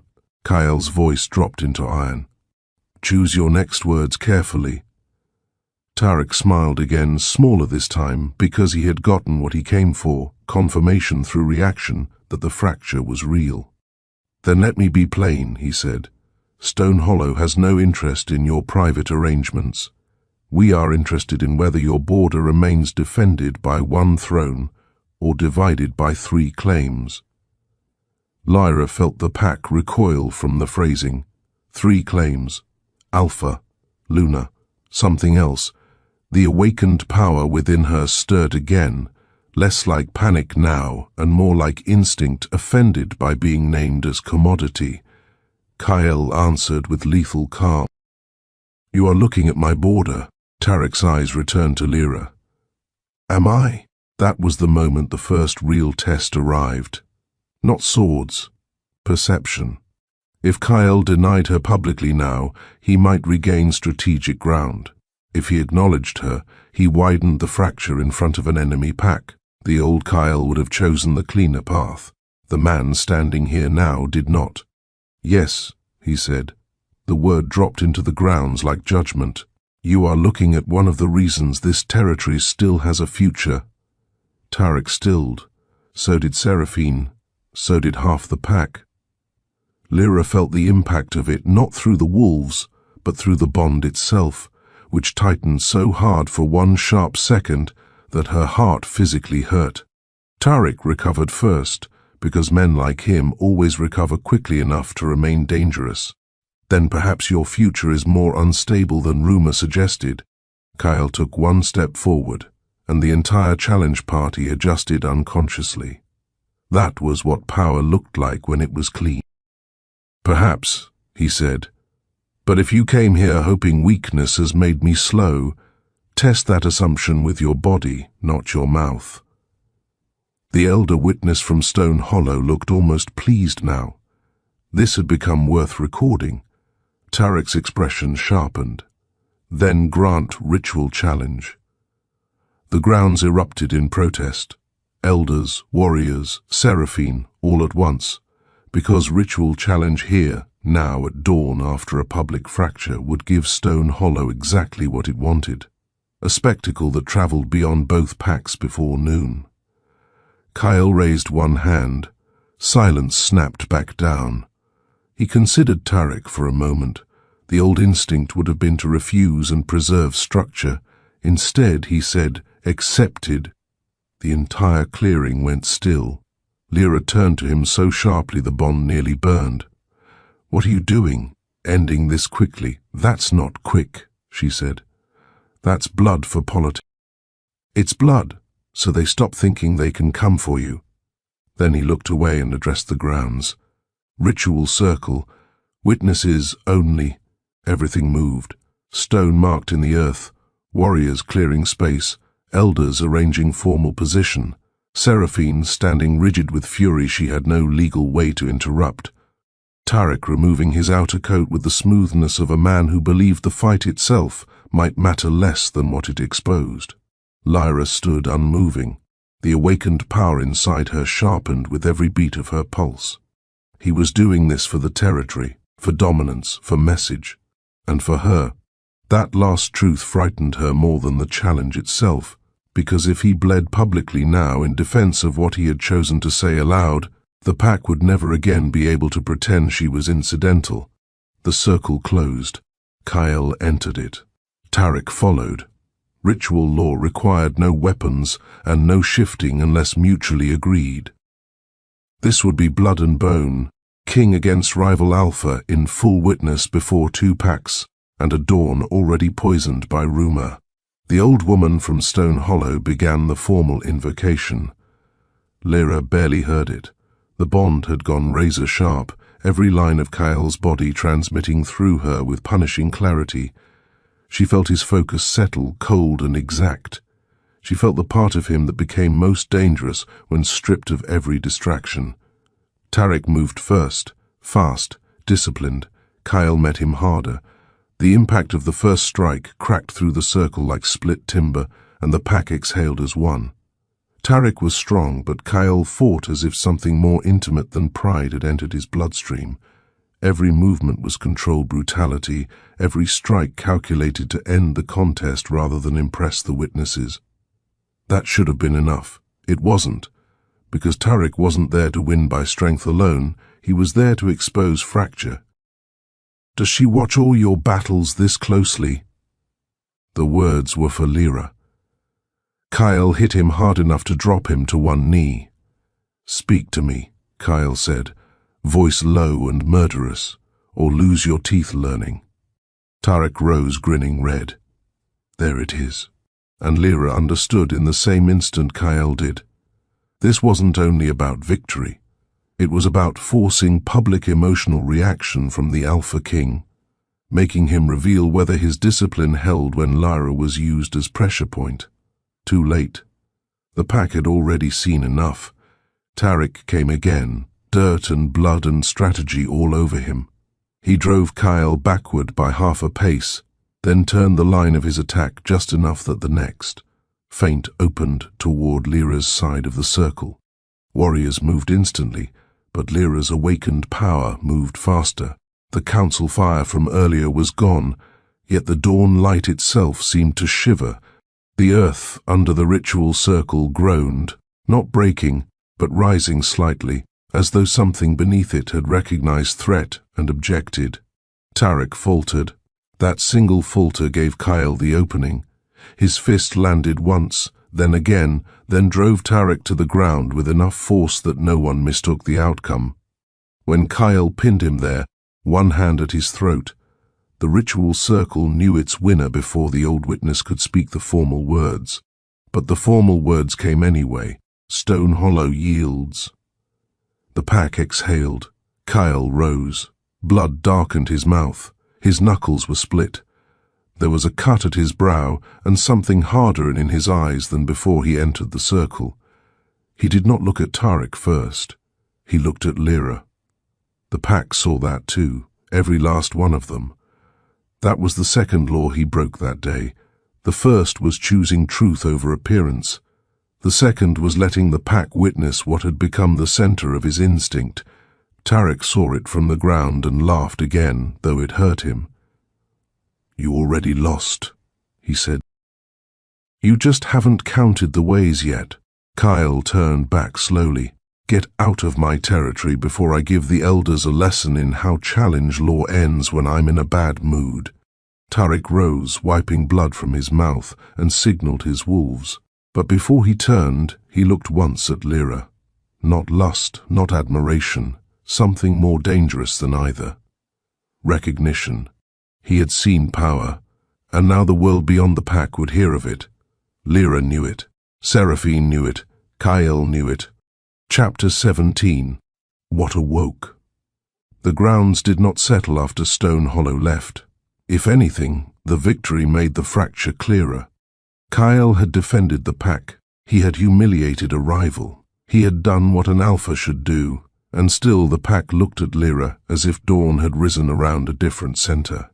Because the ground had moved for her, because the circle had faltered for her, because every wolf present had felt the force that answered when threat moved too close. The old councilwoman who had named the threefold conflict earlier approached slowly once the challenge party vanished beyond the borderline. "It responds to protection," she said, looking at Lyra with neither reverence nor fear, only severe interest. Lyra, still trying to understand what she herself had done, said, "I didn't command anything." "No," the elder replied. "That is why it is dangerous." Seraphine had not.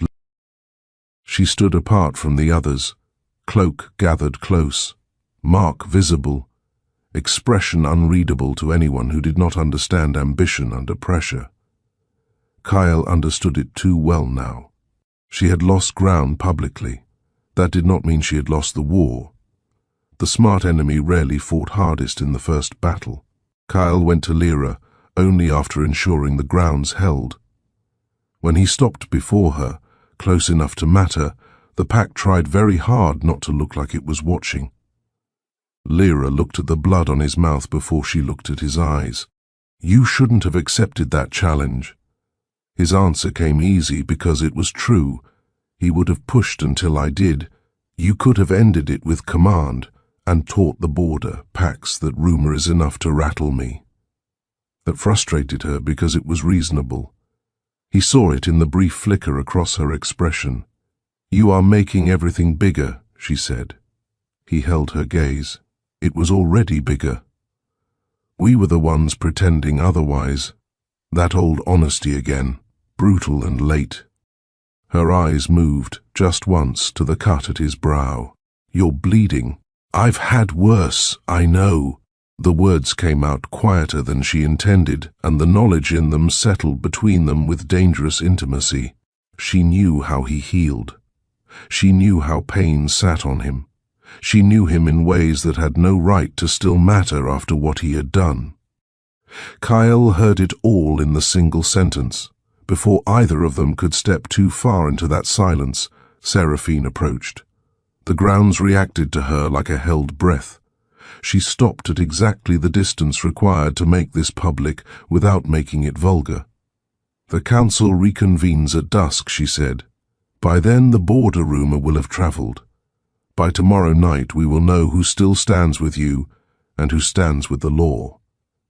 Kyle looked at her. The law stood with silence too long. Seraphine's eyes sharpened. "The law stands with continuity. What stands with you now is desire." Lyra went still beside him. That was what Seraphine had chosen as her weapon now, not merely legitimacy, but contempt.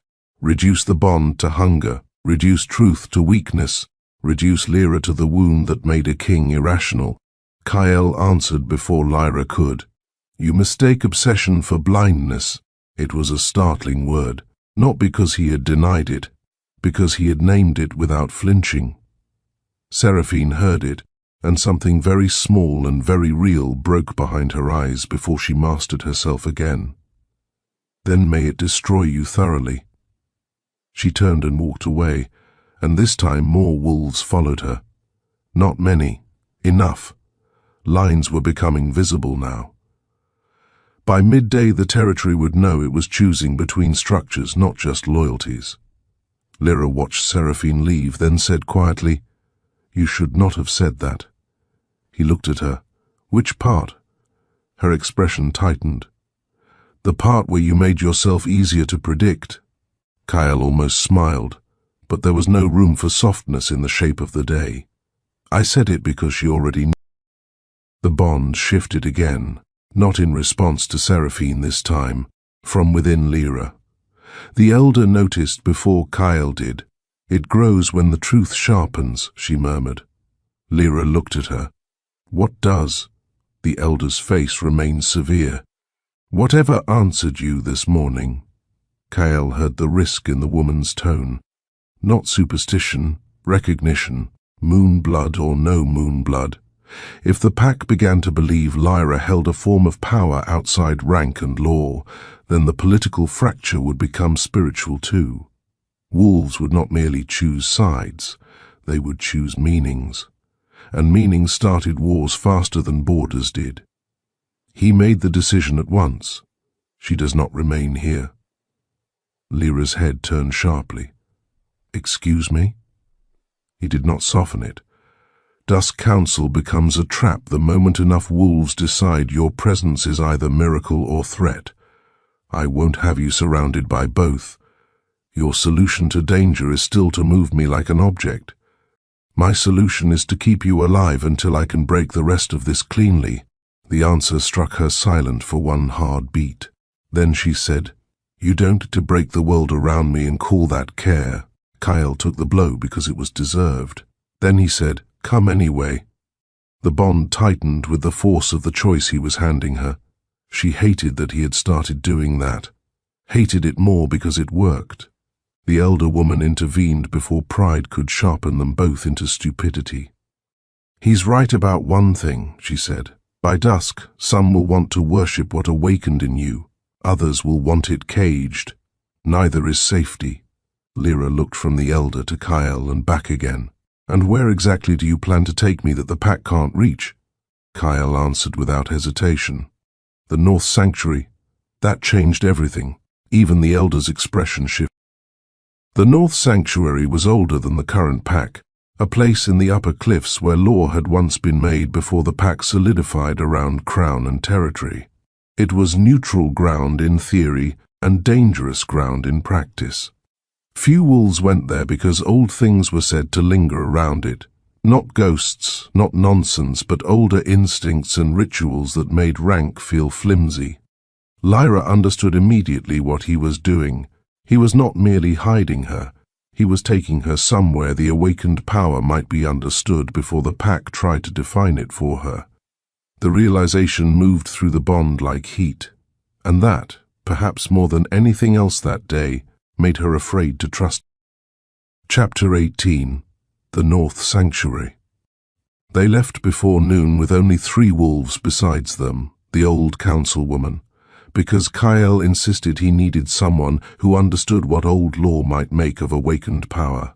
Dane, his most trusted war captain, because not every threat wore a pack face, and Mara, a quiet tracker whose loyalty belonged less to people than to truth, which made her useful in a day full of lies. The climb north stripped speech from them for a while. The sanctuary sat beyond the main hunting ridges, where the forest thinned into dark stone and cold wind. The path was narrow, cutting along ledges and broken terraces older than the pack markers below.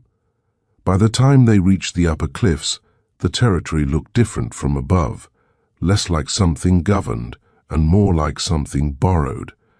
Lyra felt the power inside her shift again the higher they went.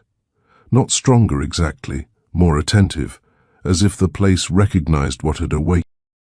Kyle noticed the way she touched the stone once in passing, fingers trailing across a weathered edge carved with symbols so old they no longer resembled language to ordinary eyes.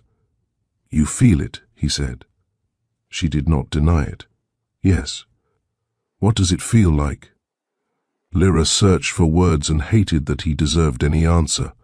"Like something that was listening before I ever knew how to speak." The old councilwoman, walking just behind them, made a sound low in her throat that might have been acknowledgement or worry. Then the old stories did not lie as much as we hoped. The sanctuary opened without announcement, less a building than a ring of stone and ruined archways set into the cliffside, facing a vast drop where the sky seemed too close and the forest below too far to matter. The place held no fire, yet it never felt cold in a normal way. It felt watched. Lyra stepped into the center and stopped. The force inside her answered immediately. The air changed. Not storming, not theatrical, just settling around her with the unmistakable sensation that something unseen had straightened to attention. Mara's hand drifted toward the knife at her thigh before she caught herself. Dane muttered something that sounded like an old prayer. Kyle did not move. He had already decided that if the sanctuary rejected Lyra, he would tear old law apart with his own hands before he let the pack cage her for it. The old woman moved to the inner ring of carved stone and placed her palm flat against it. "This place was built for recognition," she said. "Old blood, old promises. It does not create power. It reveals what was hidden." Lyra looked at her. "Then reveal it." There was no fear in the words now, only exhaustion, and beneath that, a fierce need to stop being the last person in the room to understand what she was becoming. The old woman nodded. "Stand at the center." Lyra did. Kyle stayed where he was, every instinct in him at war with the order not to interfere. The elder began to speak, not chanting, Not magic in the childish sense, but the old declarative language of blood law before Pax simplified it into ceremony. The words rolled across the sanctuary and seemed to sink into the stone itself. Nothing happened. Then everything did.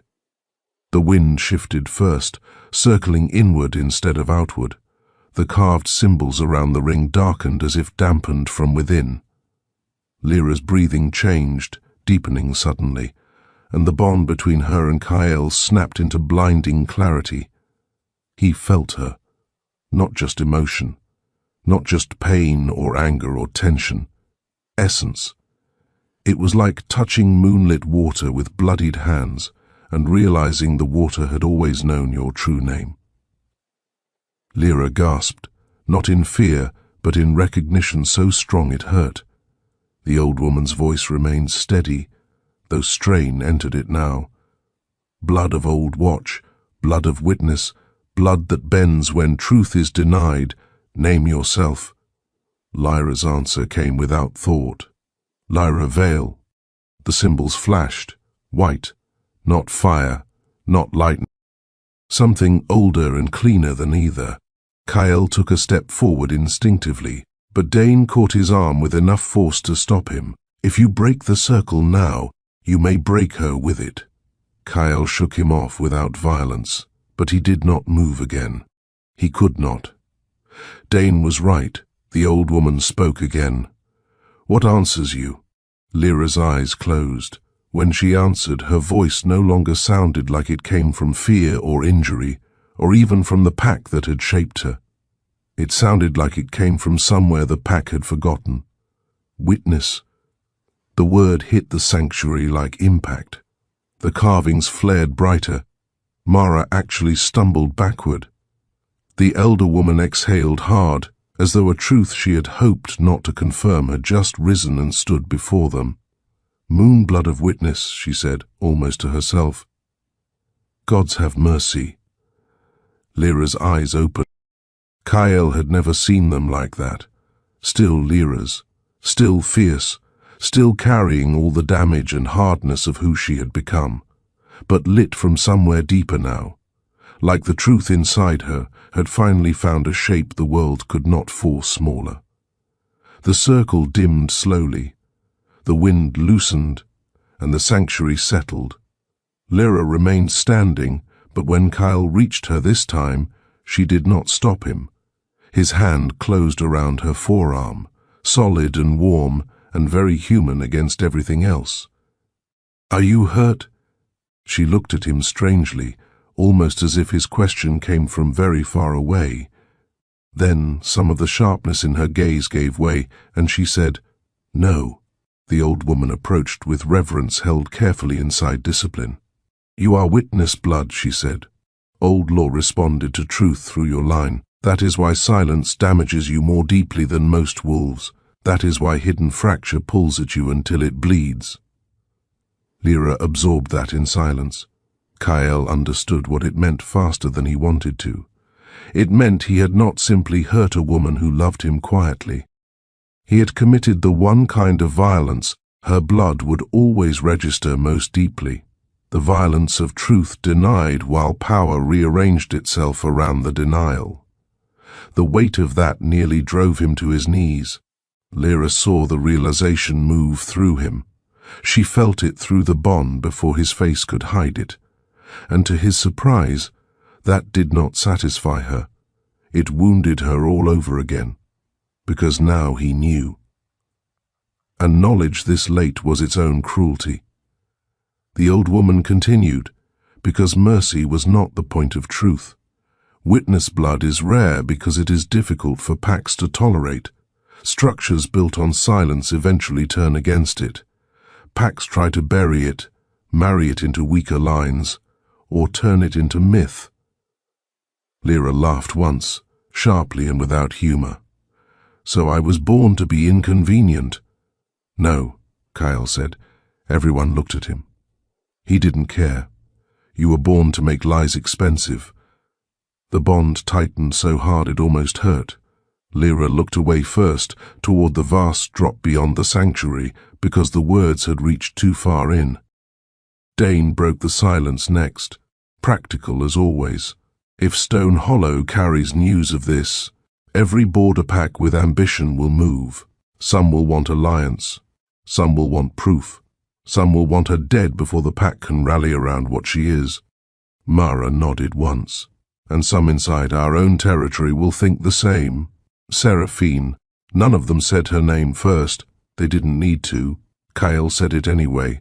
She won't wait. The old woman's face hardened. No, she'll move before Dusk Council, not after. If she is as intelligent as she appears, she knows delay helps you more than it helps her now. Lyra looked back at them. Then we stopped reacting. The force in her voice was different now. Steadier, wider, impossible to mistake for the quiet endurance she had once lived inside. Kyle felt his own instincts answer it. How? Lyra stepped to the edge of the sanctuary and looked down over the territory spread beneath them. From here, the packlands no longer resembled home or hierarchy. They resembled a body with arteries, boundaries, vulnerabilities. We go back before she's ready for us, she said. You stop defending what broke. You name what comes next. Kyle watched her profile against the sky, the wind moving through her hair, the old symbols at the sanctuary's edge, still faintly bright from what they had just revealed. She was changing. More precisely, she was becoming visible in the shape she had always been denied. And the most dangerous thing about it was not her power. It was the fact that he loved her most in the moments she turned toward war and made it look like truth. The realization struck him cleanly. He did not flinch from it. He had passed the point where denial could make him safer. Lyra turned then, perhaps feeling the exact instant the truth settled in him, and their gazes locked across the sanctuary. The bond did not spark wildly. It deepened, slow, terrible, certain. She saw it. He knew she did. And that, more than borders or rivals or councils, was what made the next breath dangerous. Because if she asked him now, in this place, what he felt, he would say it. And once said, it would change the war again. Chapter 19. The Return. They came down from the North Sanctuary before sunset, and the mountains seemed to know they were not returning as the same people who had climbed it. The wind that had moved cold and high across the old stones followed them part way down, carrying with it the strange hush that had settled after Lyra's awakening. By the time the packlands came into view again, the sky had darkened into bruised gold, and smoke from the central fires lifted in rigid columns that looked less like warmth and more like warning. Kyle saw the change immediately. The outer sentries were doubled.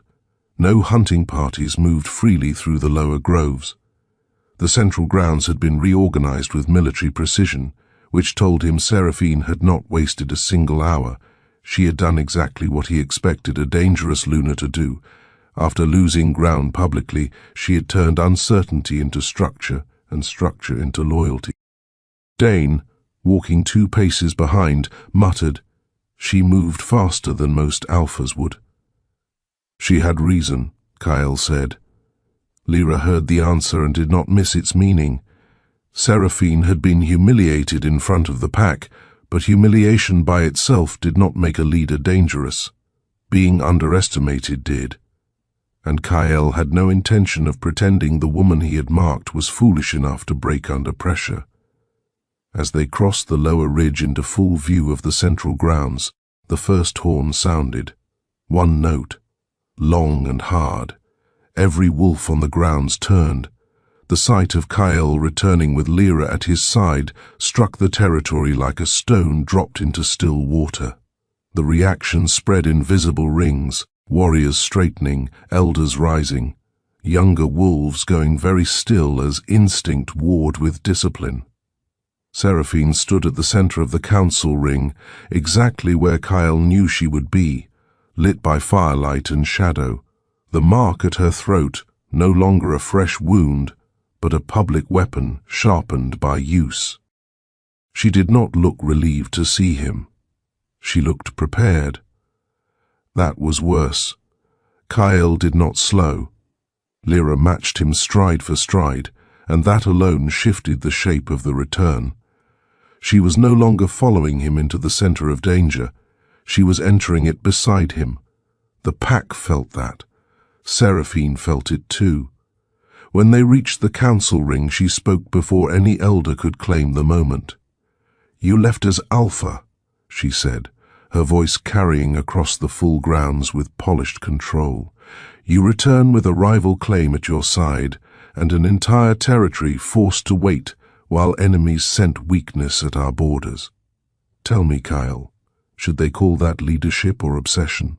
The question landed exactly as she intended. It offered the pack a safer interpretation for what they had seen and what they feared. If Kyle could be framed as unstable, then the structure could still be saved by removing his judgment from the center of it. Seraphine wasn't trying to win him back anymore. She was trying to win the pack. Kyle stepped into the ring without breaking eye contact. "Call it truth, and you save us time." A murmur moved through the assembled wolves, quickly suppressed. Seraphine's lips curved faintly, though there was no softness in it. Truth is useful when it stabilizes. This does the opposite. Lyra's power stirred before she spoke, a subtle pressure beneath the skin of the grounds, as though the territory itself had become more attentive since the sanctuary named what she was. "This was unstable before I ever said a word," she said. "You're asking everyone here to blame the fracture on the person who finally stood where you could see it." The words did more than answer Seraphine. They moved through the pack with the force of recognition, because enough wolves had already begun to suspect the same thing and had lacked only the courage, or the permission, to hear it said aloud. Seraphine turned her gaze on Lyra fully now. "You speak like someone who has already decided she belongs in the center of this." Lyra did not retreat from the challenge. "I speak like someone who spent too long being forced to live at the edge of it, that hit harder than a threat would have." Kyle felt it in the bond and in the pack around them, where silence tightened instead of loosening. Wolves understood rank. They understood public claim. What they rarely understood until it stood before them was the accumulated violence of being unseen. Seraphine saw that shift and changed tactics at once. "Then let us stop speaking like this is personal," she said, turning to the council and the gathered warriors. "The matter before the pack is simple. The Alpha King publicly marked a Luna to secure alliance and continuity. He then abandoned the Luna on the same night to pursue an awakened witness blood bond whose existence threatens law, succession, and border stability. This is no longer about hurt feelings, it is about whether the throne remains coherent." The grounds drew inward around the phrasing. She was good. Kyle had always known she was good. She had taken pain and stripped it into legal consequence, taken intimacy and turned it into a structural threat. It was exactly what a ruler built for continuity would do. And if Kyle answered her on those terms alone, Lyra would lose something all over again. He stepped forward. "Then speak the whole truth. I marked you to hold the pack together because I believed I could survive the cost of that choice. I was wrong." An elder to the left of the fire visibly winced, because Kyle's honesty had moved beyond strategic and entered sacrificial. Alpha law survived on image as much as force. Every public admission became a lever enemies could later use. Kyle kept going. "I did not return for Lyra because desire clouded me. I returned because the bond I ignored did not vanish when I chose to ignore it. It sharpened. It exposed everything I had buried beneath duty." Seraphine's composure finally cracked by a degree. "And the pack is supposed to admire that?" "No," he said. "The pack is supposed to survive me telling the truth before lies become law." That changed the energy again. Lyra could feel it everywhere now, in the ground, in the listening silence of the trees, in the sharpened attention of wolves who were no longer merely watching a dispute between an alpha and his Luna. They were watching the structure beneath their own lives being questioned aloud. And because her power had awakened in witness rather than concealment, the truth in the clearing did not simply land. It resonated. Several torches around the outer ring bent toward the center at the same time, their flames leaning as though the air itself had tilted. It lasted only a second, perhaps less, but every wolf saw it. Seraphine did too. Her gaze sharpened into something that no longer even tried to hide threat. "You brought that back here," she said to Kyle. Lyra answered before he could. "I came back because I refuse to spend my life being named the problem while everyone else builds around the lie." That landed with the full force of what she had become. Even Kyle felt it as impact, because now the pack was no longer merely hearing Lyra. They were beginning to orient around her, and orientation was the first step to allegiance. Seraphine saw it, Kyle saw her see it, and in the split second after that recognition passed, he knew her counterstrike was coming before she spoke. She turned to the council and said, "Then invoke the old safeguard." The grounds froze. Kyle's attention sharpened instantly. "No." Seraphine did not look at him. "The witness blood has awakened inside an unstable bond and a fractured throne. The old safeguard exists for exactly this reason." The eldest councilwoman went pale in a way Kyle had not thought possible for her. Dane swore under his breath. Mara's hand drifted to the hilt at her side. Lyra looked from face to face and understood only one thing at once. Everyone else knew what the safeguard was, and none of them liked it. "What safeguard?" she asked. No one answered quickly enough. Seraphine did. "The severance trial." The words entered the clearing like winter. Lyra held still, but the bond jolted so sharply through Kyle that he felt it physically in his chest. The old woman stepped forward at last, voice hard with age and anger. "That law hasn't been invoked in generations." "It exists," Seraphine said, "and it exists because witness blood tied to divided rule can destabilize entire territories. If the bond cannot be resolved politically, it is put to trial before old law. If it survives, the territory adapts. If it fails, the threat is removed." Kyle stepped forward so fast the council ring itself recoiled from the force of his presence. "You speak of her as if she were livestock brought to weighing." Seraphine's eyes locked on his. "I speak of her as if she were powerful enough to demand law instead of sentiment." The answer was clever enough to cut, because it gave Lyra importance while still trying to place her beneath structure. Kyle would have destroyed the idea there and then if the old woman had not spoken first. The severance trial requires consent of the Alpha, the Luna, the witness blood, and the council. Relief tried to move through Kyle. Then Seraphine said, "Then let her refuse it in front of the pack. Let everyone hear that she would rather leave this territory unstable than submit the bond to law." The trap closed with perfect elegance. If Lyra refused publicly, Seraphine could frame her as selfish power refusing accountability. If Lyra accepted, she entered a trial designed by old law to test whether the bond should survive at all. Kyle felt the shape of the trap in the bond before Lyra said anything. He turned slightly toward her, his voice low enough that only she heard. "You say no. I will carry the rest." Her gaze lifted to his, and the force of what he found there nearly undid him. She was not afraid of the trial itself.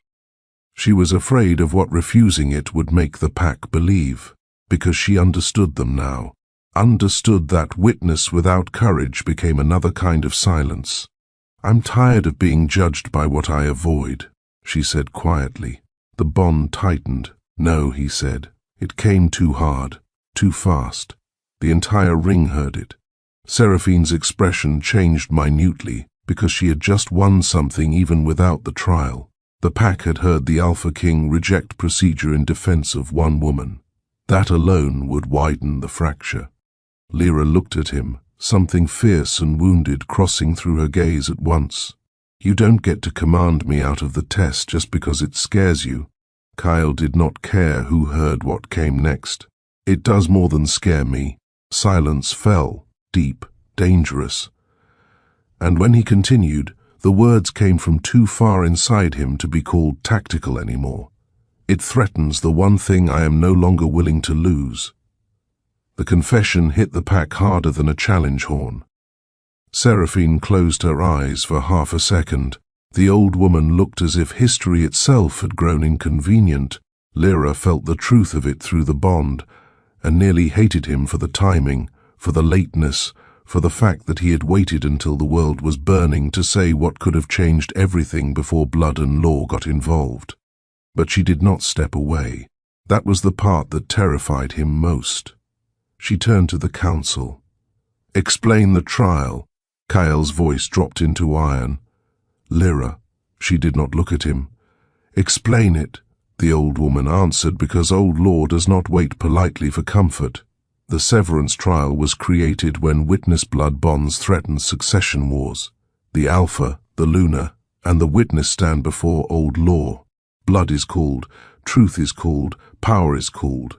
If the witness bond is false, it fractures. If it is real and stronger than the political claim around it, it survives and forces reordering. Lyra absorbed that in silence. "And if it survives?" she asked. The old woman's face hardened. "Then the pack cannot pretend it is anything else." Kyle knew what she was asking without needing it named. "And if it failed?" The old woman met her gaze directly. "Then the damage may break more than the bond." There it was. The cruelty beneath ritual. Old law did not merely observe truth, it extracted cost for daring to bring truth into power's center. Kyle looked at the council ring, the pack, the torches, the wolves who had once followed him without needing explanation. "I refuse it." Seraphine moved instantly. Then the refusal is recorded. Lyra's power stirred hard enough that the stones under the fire pit cracked with a sound like bone under strain. Every wolf in the clearing looked at her. She stood in the center of it, eyes bright, spine straight, breathing controlled only by force, and when she spoke, her voice carried wider than it should have. "No," she said. This time the word was hers. Kyle turned sharply toward her. She finally looked at him fully, and what he saw there was unbearable because it contained love, fury, exhaustion, and the part of her that had learned too long ago that dignity means walking into the thing meant to define you and forcing it to speak honestly. "If this pack is going to hang my existence on a law," she said to him, "then let the law choke on the truth." The bond detonated through him. He had no language for what it did to hear her say it, and in the silence that followed, the entire territory understood the same thing. The trial would happen. Chapter 20.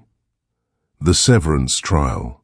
They took the old law path under moonrise. No one spoke above a murmur. The pack moved in solemn procession. Council first, then witnesses, then warriors, then the three at the center of it all. Seraphine marked and regal, Kyle silent and lethal, Lyra lit from within by something the night itself seemed unwilling to swallow. The trial ground lay beyond the pack's oldest boundary, below the sanctuary and deeper east, in a basin of pale stone where moonlight collected like water. The place predated crowns, predated titles, perhaps even predated the first wolves who thought binding themselves to territory was the same thing as owning it. The severance circle had no carved seating, no banners, no symbols of status beyond what blood itself would reveal. That was the point. Old law did not care what wolves called themselves when they wore crowns. It cared what survived witness. Kyle hated the place instantly, not because it frightened him, because it was honest in a way power rarely tolerated. The council ring formed around the pale basin. No one crossed into the circle except the three bound to the matter and the elder woman who would call the law. Seraphine entered first, every movement deliberate.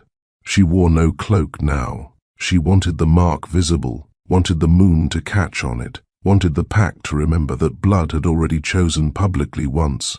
Lyra entered second. Her face gave away nothing easy.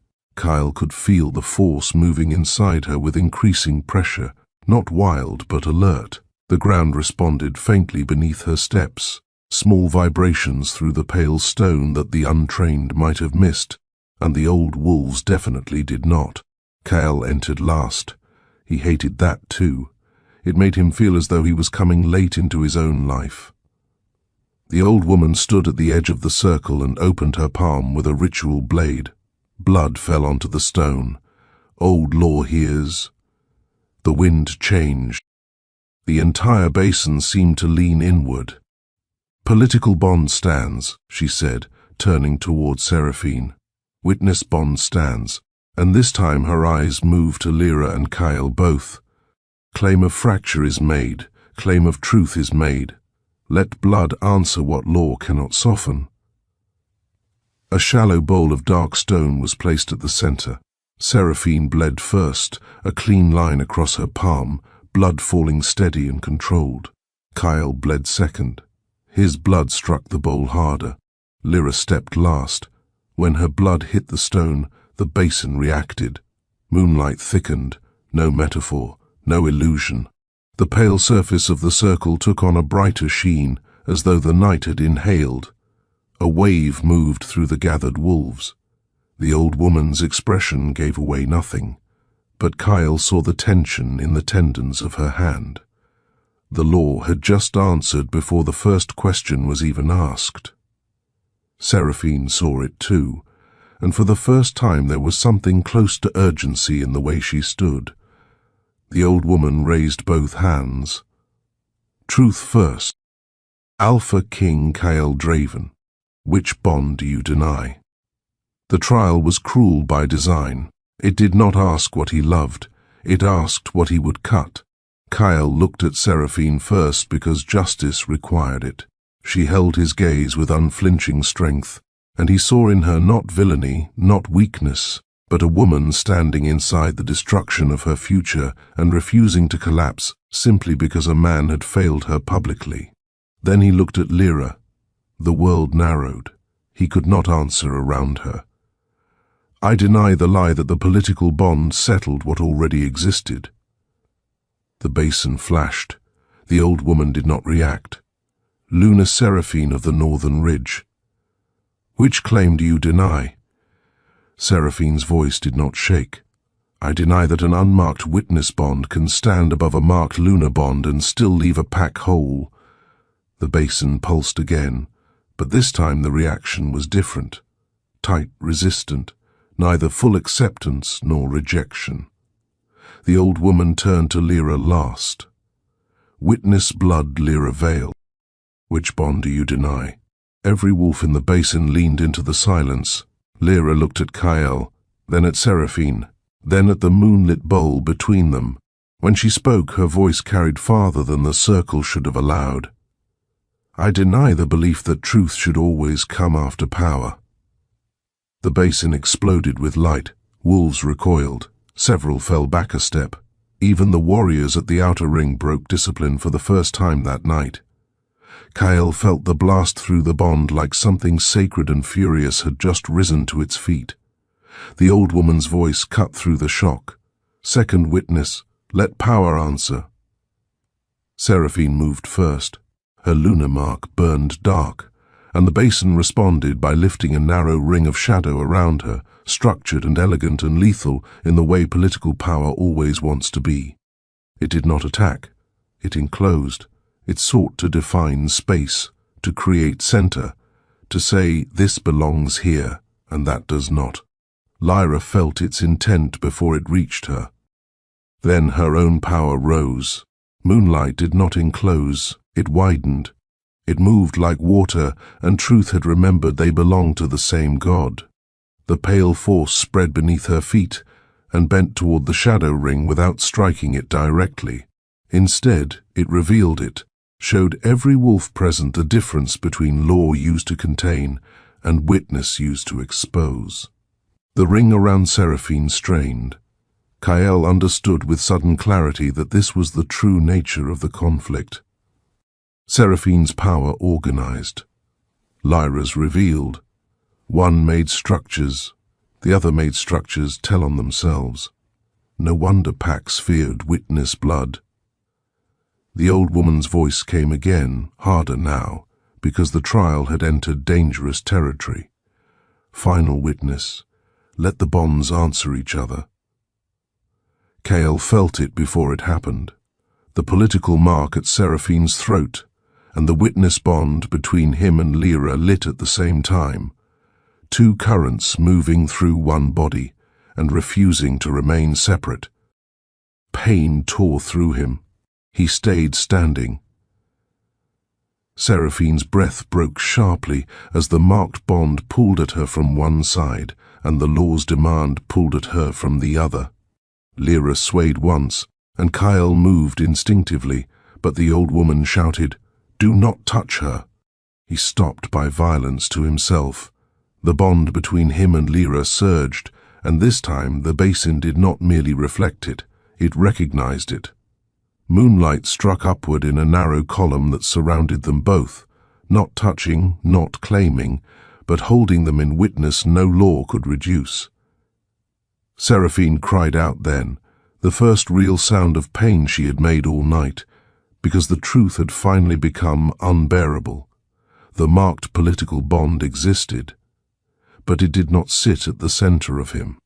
The witness bond did. The basin answered. The shadow ring around Seraphine cracked, not vanished, cracked. The sound ran through the basin like old law itself splitting open. The old woman's voice carried over the shock. The witness bond stands. No one in the pack would ever forget that sentence. Kael felt the moment it became history. But the trial was not finished, because old law did not reveal truth without extracting cost. The basin flashed again, harder this time, and the force hit Lyra directly. She dropped to one knee. Kael broke the rule instantly and crossed to her. The old woman shouted something, but he did not hear it. He was already there, already catching her before the second strike of power could drive her fully down. Moonlight burned across his skin the moment he touched her. Pain flashed through him, sharp enough to blind, but he did not let go. Lyra looked up at him, stunned and furious all at once. "You idiot!" He would have laughed if terror had not hollowed him out. Later, the basin roared. The old woman's voice cut through it again, no longer ceremonial now, but alarmed. "If you remain inside the final witness together, old law will bind what it has recognized." Kael looked at Lyra. She understood at once. So did Seraphine. The final witness was no longer a test. It was a threshold. If he stayed holding Lyra inside the law's answer, the bond would not remain theoretical or hidden or even deniable. Old law would mark its own recognition across the territory, and there would be no political way to contain the fallout. War then, total, immediate. Lyra knew it, and because she knew it, because even now she was still trying to save him from the scale of what choosing her would cost, she said, "Let go." The bond between them tightened so violently it hurt to breathe. Kael looked at her face, lit by moonlight and pain and witness, and all the things he had missed until it was nearly too late. He had spent too long choosing around the truth. He was done. No. The word came out like a vow. He held her tighter. The basin answered. Moonlight crashed upward in a blinding ring that swept across the entire trial ground, forcing every wolf present to their knees, except the three standing inside its center. Seraphine stared at them with devastation too controlled to be called collapse. The old woman closed her eyes as though she had just watched history abandon comfort and choose truth instead. And the law marked them. Not on skin, worse, across witness. Every wolf in the basin felt it. The Alpha-King belonged first to the bond he had denied. The territory knew, the law knew, The pack knew. There would be no taking it back now. Chapter 21. After the law. The trial ground never recovered its old silence. Even after the moonlight dimmed and the basin went dark, the place remained altered, as though old law had made a decision, and the stone itself would not forgive being used again for smaller matters. Lyra was still in Kyle's arms when the final light faded. She realized it first, then the entire pack did, and because what had just happened was too large to fit into embarrassment, too public to be folded back into modesty, too sacred to be treated like accident, no one looked away. Kyle lowered her carefully to her feet, but did not step back immediately. The bond between them no longer felt like pain wrapped around denial. It felt like a living thing given shape. Lyra lifted her gaze to him, and for one long, brutal, private second the pack disappeared. "Do you understand what you've done?" she asked. He held her eyes. "Yes." "You destroyed the last clean way out." "Yes." Her breath caught, and he knew she had wanted him to hesitate. He couldn't. Not anymore. Seraphine stepped forward before the moment could become something smaller. Her face had regained its composure, but the cost of doing so was visible now. Her voice, when it came, had sharpened into something terrible in its grace. "Then let the pack hear it clearly," she said. "The Alpha has broken the protective priority of lunar law inside Old Witness. The political bond stands but no longer holds central claim. The witness bond has been recognized before council, before border witness, before old law, and before the pack." She turned toward the assembled wolves. "What comes next," she said, "is not reconciliation." No one argued, because they knew she was right. Kyle stepped beside Lyra and faced the pack. "What comes next is reordering." That was the gentlest word he could have chosen for the shape of the war about to arrive. It changed nothing. An elder rose unsteadily from his knees. "You ask the pack to survive a public lunar fracture, a witnessed old law bond, and the certainty of border challenge all at once." Kyle did not look away. "I ask the pack to survive the truth." Lyra felt the force of that and hated how much it mattered, because now he was saying what she had once begged for in silence, and he was saying it in a world already burning. The old woman from the sanctuary stepped forward. "Then hear mine as well," she said. "Witness blood answered the trial and survived. Old law has spoken. Any wolf who now moves to cage, silence, or remove Lyra Vale stands against law older than the crown." That mattered. More than Kyle's confession to half the wolves present, because it gave Lyra something stronger than his protection, legitimacy outside him. Seraphine heard it too, and Kyle saw the precise instant she understood the battlefield had changed. Lyra could no longer be dismissed as secret weakness. She had become a legal and spiritual force the pack would have to account for, which meant Seraphine's next move would not be crude attack, it would be coalition, power gathering around fear. Chapter 22. They gave the pack until dawn to regroup. It was not enough. It was all they had.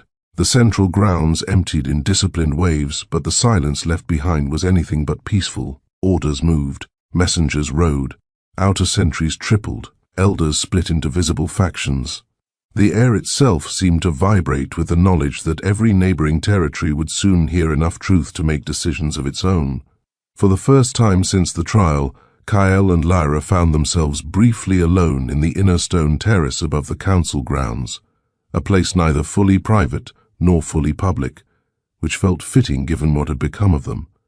Lyra stood with both hands braced on the terrace wall, looking out over the sleeping and waking pieces of the pack she had just changed forever. Kyle stopped beside her, close enough that the bond acknowledged him instantly. Neither spoke at first. It was Lyra who broke the silence. "I should hate you more than I do." The words were quiet, stripped of performance. Kyle absorbed them the way he had learned to absorb blows in childhood, by not pretending they weren't deserved. You should. She turned her head slightly. Moonlight and dying firelight cut across her face in alternating bands of softness and severity. That isn't an answer. No, he said. It's a confession. The bond tightened. She looked away again, and when she spoke next, her voice carried more exhaustion than anger. You keep doing that, saying the right thing after the wrong time. The truth of it nearly hollowed him out. He stepped closer, but not enough to crowd. Then let me say this without pretending timing saves me. I loved you before I understood it. I understood it after I had already done the one thing that could make hearing it useless. The words landed between them with enough weight to bruise. Lyra closed her eyes once. That hurt him more than if she had slapped him, because she had imagined those words before. She had needed them before, and now that she finally had them, they came wrapped in ruin. When she opened her eyes, they were bright with something she would never call fragility. Do you know what the cruelest part is? He waited. I believe you. The confession moved through him like a blade. Lyra's laugh came once sharp and tired. I believe you, and it changes nothing that should matter first. It changes me, he said. Her gaze cut to him. You are not the first thing I should be asked to trust. No. The answer came fast because anything else would have been insult added to damage. She watched him for a long moment, and the bond between them deepened again, not into ease, not into forgiveness, but into the unbearable intimacy of being known too clearly after the point where clarity could save anyone from consequence. Then she said the thing that mattered most. If I stand with you tomorrow, it is not because I've forgotten what you did. He nodded once. I know. It is because I will not let them use my pain as a weapon against me. That almost made him smile, though there was no joy in it. That sounds like you. Her expression sharpened. And if you ever use what exists between us to control me, I will walk through whatever bond old law gave us and burn your throne from the inside. At last something fierce and terrible inside him answered with recognition so complete it felt like devotion. That, he said quietly, also sounds like you. The bond tightened, and for the first time since the marking, Lyra's mouth almost curved for real. Almost. It was enough. Below them a horn sounded once, short, urgent, no more private moments. Dawn had finished its work. Chapter 23. By sunrise, the territory had chosen motion over denial, not resolution. That was too much to hope for in a single night. But the shape of the future had become visible, and once visible, it could not be forced small again. Seraphine stood before the Eastern warriors with a cluster of elders and border captains around her, already rebuilding legitimacy through military clarity and public competence. She had lost central claim over Kyle's deepest bond, but she had not lost intelligence, ambition, or the ability to make fear loyal.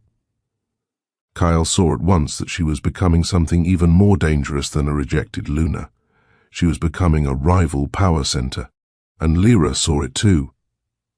Across the central grounds, the old sanctuary elder stood with several wolves who had witnessed the law's recognition, their posture uncertain but fixed in her direction. No one called them followers yet. That word would come later, after enough days and enough decisions. For now they were simply wolves who had seen truth answer to her, and could no longer force themselves to pretend it meant nothing. Kyle looked across the grounds and understood what the pack had become overnight. Not broken, split into futures. One built around continuity sharpened by Seraphine, one built around truth awakened by Lyra. And at the center of the fracture stood him, the man foolish enough to think he could control both law and longing until they agreed to obey him. No more. He walked into the center of the grounds and let both sides watch him choose how to stand. Not with Seraphine, not in front of Lyra, between neither and both. When he spoke, he made sure the entire territory heard. From this dawn forward, he said, the pack does not bury truth for the sake of image. Lunar law remains standing. Border alliances remain under review. Witness law stands recognized. No wolf raises hand, fang, or order against Lyra Vale under pain of crown judgment. That was the public law. Then he continued, and no wolf mistakes that protection for ownership. She stands by her own right. That changed everything again, because it gave Lyra legitimacy without swallowing her into his power. She felt it through the bond immediately. Felt, too, how difficult it had been for him to understand that love offered as possession would only repeat the first violence. Seraphine heard it and inclined her head once, a movement so small only the most attentive wolves would read its meaning. She had lost one battle. She had no intention of losing the whole war. If Lyra now stood with legal protection and awakened power, Seraphine would adapt by becoming the champion of order itself. Kyle almost admired her for that. Almost. Lyra stepped into the light then, not because he had asked her to and not because the pack was ready. Because she was. The grounds shifted around the simple fact of her movement. She looked first at the wolves who feared her, then at the wolves who were already half prepared to make her symbol, and finally at Kyle. Her voice, when it came, carried farther than it should have needed to. "I will not be your miracle," she said. That cut off the dangerous hope rising in some faces. "I will not be your excuse either," she continued. "I am not here to make this pack feel chosen by the moon. I am here because silence failed, and because every structure built on silence eventually breaks." The words moved through them all. Even Seraphine listened, especially Seraphine. Lyra's gaze shifted across the gathered wolves, and the force within her answered the truth she was speaking, subtle enough not to frighten, clear enough that no one could doubt it. The morning light brightened around the central stones, not unnaturally, but with the unmistakable sense that the territory itself had leaned in to hear. "If you stand with me," she said, "then stand with truth when it costs you something. If you stand against me, do it openly. I am done living inside other people's shadows." That was the moment the pack stopped seeing her as aftermath. She became future, not settled future, not safe future, but real enough to choose. A warrior from the Eastern Ring stepped forward first and bent his head, not deeply enough to kneel, not lightly enough to be casual. A second wolf followed, then a third. It was not mass allegiance. It was something more dangerous to the old order. It was the beginning of one. Seraphine watched all of it with eyes that had gone very still. When she finally spoke, it was not to Kyle, it was to Lyra. "Then let us be honest with each other," she said. "This does not end with law. It begins there." Lyra held her gaze without flinching. "I know." No pretense remained between them now, no polite fiction that this could be healed into simplicity. Seraphine would not fade into a discarded rival, and Lyra would not retreat into chosen silence. They had both stepped too far into themselves for that. Kyle saw it and understood that the future would not be built by romance alone. It would be built by war, law, power, and the question of whether love was strong enough to survive being made public before it had ever been allowed to grow safely in private. The bond between him and Lyra tightened, steady, no longer pleading, no longer denied. It carried no promise of ease, only truth. He looked at her across the grounds, across wolves and law and dawn and consequences, and this time he did not look away. She didn't either. That mattered more than any vow he could have made. The eastern horn sounded again then, but this time it was not challenge. It was news. A scout came hard through the lower path, breath rough, face set with a kind of urgency that makes entire territories stop pretending they have time. He dropped to one knee before the central ring. "Border smoke," he said. "3 territories. Stone Hollow isn't waiting. Northern Ridge banners are moving with them." Seraphine's face changed first. Not shock, recognition. She knew those banners. knew what it meant that her own bloodline had moved before the pack had formally settled its fracture. Kyle understood the rest at once. They were not being tested anymore. They were being invited into war. The pack reacted exactly as a living thing reacts when the wound it has ignored becomes a blade at the throat. Warriors shifted, orders half-formed. Fear and adrenaline moved in equal measure. And through all of it, Lyra stood very still. The power inside her rose once more, no longer uncertain, no longer awakening, ready. Kyle looked at her and understood the shape of the real future at last. He had not merely chosen the woman he should have chosen first. He had chosen the fire at the center of a war that was only just beginning. And this time, he did not mistake that for tragedy. He stepped to her side, not ahead, not behind. Beside, the pack saw it. The rival banners would soon see it. Lyra turned her head slightly toward him, the faintest edge of something fierce moving through her expression. "This is your fault," she said. The words were dry enough that, under other circumstances, they might almost have been humor. Kyle's mouth shifted with the shadow of a response. A long list. Her gaze returned to the horizon where smoke had begun to stain the morning. "Then start earning your way off it." The bond tightened, deepened, accepted the shape of the war to come without pretending it would be gentle. Kyle looked at the rising smoke, at Seraphine standing like a sharpened law on one side, at Lyra bright with witness and danger on the other, at a pack that would either transform under pressure or break beneath it. Then he said the only honest thing left. Good. Because the clean ending had died the night he marked the wrong woman. What remained was larger, harder, and far more alive. The Alpha had broken his own law.